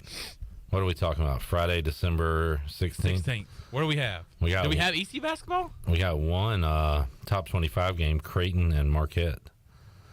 Get excited about that. Let's see. ECU does not play that night, unfortunately. That would have been fun. But, yeah, there will be bowl games, I guess. All right, Pirate Radio Sleepover could be happening. Depending on, if we play in the game. By the way, shout out to intern Kristen. Got that Joe Dooley audio for us. Her first, Mike Schwartz audio. I was going to say Joe Dooley. What? Mike Schwartz audio. So she went out and got it? Yep. Oh, Good for good, her. Good for her. She's doing a great job. I think that's I think that's what Jenny meant. Jenny said, shout out to intern and Christian going to our first press conference getting audio. So I'm assuming. Yeah, I'm thinking that's Kristen. Yeah. Or do we have another person on staff named Christian? I don't know, Chad. Chad, can you confirm? We do not have a Christian, so I'm assuming it's Kristen. What did that guy, real nice guy, Shirley, but what did he come in and call you all the time when he was cutting a commercial? Sherry. Sherry? Thank you, Sherry. Called me Sherry every time, and I didn't have the heart to tell him, that's not my name. Oh, when people screw mine up, I don't say anything either. It's fine. Like, it's not an insult. They just don't know the name. At least they're trying to make an effort. But yeah, Sherry.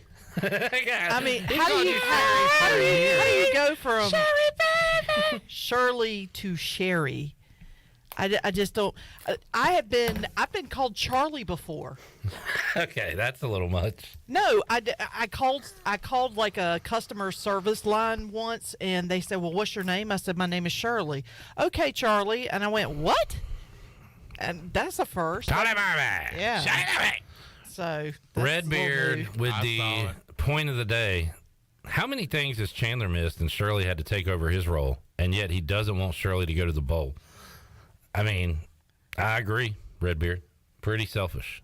Pretty not just that, but I am a Red Sox fan. To be in Fenway, I mean, Chandler doesn't care about how you feel. I know he doesn't care how I feel. I really don't. He cares about himself. I just want you to be here to keep everything straight. What? The building's going to burn down or something? It could. I mean, do you understand who you're leaving behind? Shirley's not on the volunteer fire department. Like, if the building burns she down. She might as well be. She does everything else. Shirley, you can't leave. We might need that doorknob fixed again. Yeah. What do we do if we get locked in the studio, Shirley? Yeah, let's call. I know a guy. I'll call a guy. You don't have to do that. You can just. It's 2 screws. Just Shirley take them out and put them in. The handy woman around here. It's not that hard. There's no need to call a maintenance guy to replace a doorknob. It's not that hard. Let's get our final break in real quick. We'll come back. LZD says, with UCF leaving, who is our new conference rival? First of all, UCF's not a rival. Proximity Charlotte. For fun, I'll say Texas San Antonio. We don't have a rival. I'm going to disagree with you. I think UCF is a conference rival. All right. Cool. Good disagreement. That's what makes America great, though. Everybody can disagree on stuff. Yeah. And I just disagree with you. Yep. And I'm agreeing with LZD. I'm going to disagree with both of y'all. Back with you after this. Jeff Stein from Brown & Wood, our special guest today. Jeff, the holiday travel season is here. Folks are going to be traveling. How can you help them out in the service department? With the winter months coming, customers are putting on new tires, getting alignments, making sure we check their brakes. We also have an increase in parts inventory, so that's speeding up the process for the customer. And don't forget, we have free pickup and drop-off. To make an appointment, you can visit our website at brownandwood.net or give us a call at 252-355-6080. Brown & Wood, 4 brands, 3 generations, 2 rooftops, and 1 goal to make sure you leave a happy customer. The Buccaneer Music Hall is your beacon of music in the land of pirates. The doors open at noon, 7 days a week. And the Buck has live music every night, along with football. Monday is open mic night, the first Monday of each month. Tuesday, it's karaoke with DJ Captain Morgan. Wednesday, it's acoustic night. Thursday, it's the dance party with DJ Kid Scene and live music every Friday and Saturday night with the best bands on the East Coast. Follow the Buck on Instagram for information and schedule of events. This season, party like a pirate at the Buck. So, how does short points work? Well, at Jersey Mike's, 6 regular number 13s plus 3 giant number 7s equals a free regular number 13. So, Pepsi and Lay's now earn more points towards free subs. That adds up. Exactly. Download the Jersey Mike's app and earn rewards towards free subs with every sub, Pepsi, and Lay's you purchase. So, how does short points work? Well, at Jersey Mike's, 6 regular number 13s plus 3 giant number 7s equals a free regular number 13. So, Pepsi and Lay's now earn more points towards free subs. That adds up. Exactly. Download the Jersey Mike's app and earn rewards towards free subs with every sub, Pepsi, and Lay's you purchase. Love is never having to say you're sorry for your internet. Because with MetroNet, you get fast, reliable, 100% fiber speeds you'll love with unlimited data, so you can stream, study, surf, and game on all your devices simultaneously. No lag times or buffering. MetroNet offers student deals. Get 100 megabit internet for just $39.95 a month. Switch to MetroNet today at metronet.com/switch. MetroNet. Love your internet. All right, Pirate Nation, Russell's is ready for the holidays. Our huge in-stock inventory makes shopping easy. New additions include Barber for men and women, plus Owner Reserve for the men. Enjoy your holidays and don't worry about lost packages and back orders. We've been making Christmas wishes come true for 39 years in the same location. Not only is our signature gift wrap beautiful, it's free. It's always about you, our pirate friends and customers at Russell's Clothing in downtown Washington. Go Pirates! Chico's Mexican Restaurant is where the fiesta never ends. Grab your amigos and head to Chico's every Wednesday for shrimp tacos for $11.99. Plus Wednesdays means all Mexican imports for just $2.99. Thursdays, enjoy your favorite beef, chicken, or vegetable fajitas for only $11.99. For Mexican food and fun, it's got to be Chico's Mexican Restaurant in downtown Greenville and online at chicosrestaurant.com. Chico's, where the fiesta never ends. Do you have any real estate questions about buying or selling residential or commercial properties? Are you curious about this current real estate market? Do you need a property manager for all your rental houses? This is proud ECU alum Scott Harris with RE/MAX Preferred Realty and SD Harris Properties, and I would love to help answer every question you have and show you a real estate experience that will be memorable and enjoyable. Every step of the way, I'm here to make your dreams a stress-free reality. Call me today at 347-1857. That's 347-1857. Go Pirates. Winslow's is now Fifth Street Hardware Restaurant and Tap Room. With a brand new look, Fifth Street Hardware also has a new menu and serving lunch and dinner every Tuesday through Sunday and brunch starting at 10:30 on Sundays. What else is new? Well, they have poker every Tuesday night, Trivia Wednesday with DJ Captain Morgan, and on Friday and Saturday nights they have live music open till 2 a.m. serving light appetizers all night long. New look, new name, same location on Fifth Street. Follow them on Facebook and Instagram for more specials. Fifth Street Hardware Restaurant and Tap Room. Pirate Radio. Pirate Radio. Pirate Radio.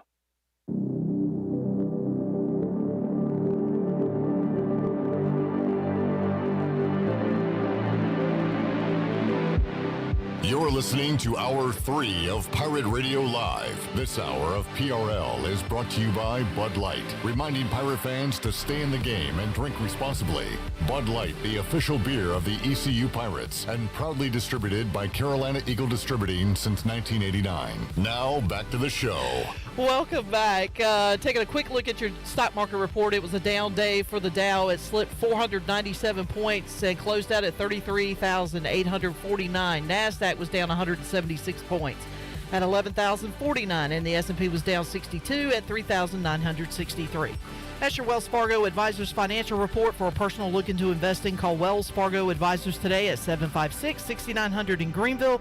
Wells Fargo Advisors, LLC, member SIPC. And to close out the show, here's Clip. All right, top two teams against the spread this college football season. If you have a weird-looking mascot, you're good to go. The Tulane Green Wave, 10-2. The Oregon State Beavers, 10-2. Your top teams against the spread. Tulane trying to win it for the AAC and boot UCF out of the conference coming up on Saturday for the championship game. We'll see if we can hook up with Corey Glure one day this week and talk about that one. We will talk to you Tuesday, 3 o'clock on an all-new edition of Pirate Radio Live. For Shirley Rhodes and the man of Chan, I'm Clip Brock. So long, everybody. Thanks for listening to Pirate Radio Live, an exclusive presentation of